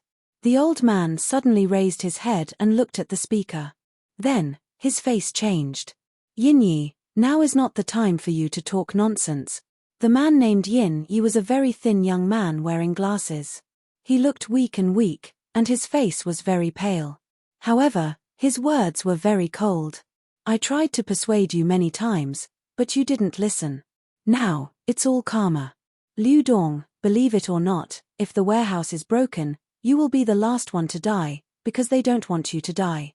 The old man, who was Liu Dong, suddenly became very angry. He said coldly, Yin Yi, do you think you are a good person? I'm not a good person, but anyway, I didn't experiment on living people. Yin Yi smiled and then said, now, they are back for revenge. Liu Dong, I'm watching. Shut him up. Liu Dong suddenly turned his head and looked at Xiao Qing coldly. Immediately, someone covered Yin Yi's mouth and dragged him to a corner to calm him down. Xiao Qing suddenly understood. She was wondering why there were suddenly so many high-level zombies with different appearances. Why those zombies would surround them and kill them every day, but they didn't break through in one go. He also understood why those people had died so miserably. One sentence explained everything. Using living people for experiments. Japan used to like to do human experiments. However, before the apocalypse, when it was still peaceful, such experiments were forbidden. Once discovered, they would be attacked by other countries. But after the apocalypse, when there was no one to restrain those people, they actually did human experiments without any scruples. Listen to the number, 04796. That meant that before it, there were at least 4,795 experimental subjects. Where did so many experimental subjects come from? All of them were living people. These people are insane. Xiao Qing's eyes were cold. When she looked at those people again, it was as if she was looking at dead people. It was too disgusting. How could they do such a crazy thing? Thinking of those strange zombies that they met on the way here, there was a little girl among them. This could no longer be described as crazy. They were simply a group of beasts. No, they were worse than beast. Miss Xiao Qing, please go over there. Two people came over and said please, but their eyes were threatening. Xiao Qing didn't resist. She had to make things clear first. Dumbo, Xiao Qing and Lan were invited to Yin Yi's side and watched over as if they were under house arrest. Yin Yi hugged his legs and calmly looked out the window at the zombies baring their fangs and brandishing their claws. Because the glass was broken, they had to attack to fill the gap so that the zombies couldn't come in through the window. So they held on for a few more hours. Yin Yi sneered and closed his eyes. He was too lazy to look at them. Xiao Qing saw that those people didn't have time to care about them, so she asked in a low voice, "Can you tell me those things?" Yin Yi looked at her expressionlessly. "Are you curious?" Xiao Qing didn't say anything. She just looked at Yin Yi. Yin Yi bit his nails and said after a while, "I'm a researcher. I used to be the deputy director of the institute. Later, because I strongly opposed human experiments, I'm nothing now. But I couldn't stop them from carrying out such a crazy experiment. In the 3rd week after the apocalypse, they carried out their first experiment. All the people used for the experiment were survivors. They caught zombies and bit the survivors, then observed the process of them turning into zombies and recorded it down. That was the beginning. Later on, they became crazier and crazier, and they became more and more unrestrained. Not only ordinary people, but also some paranormals who had just awakened, some paranormals who weren't very strong, or some paranormals who had special abilities and weren't very valuable, became their experimental subjects. You're tuning in to the Dreamy Chapters YouTube channel. We're so grateful for your support, and don't forget to subscribe to join us on this incredible journey through captivating stories. Your generosity through donations truly makes a world of difference, as it's the primary source of revenue that allows me to expand and enhance this channel for you. Thank you from the bottom of my heart for being a part of this adventure.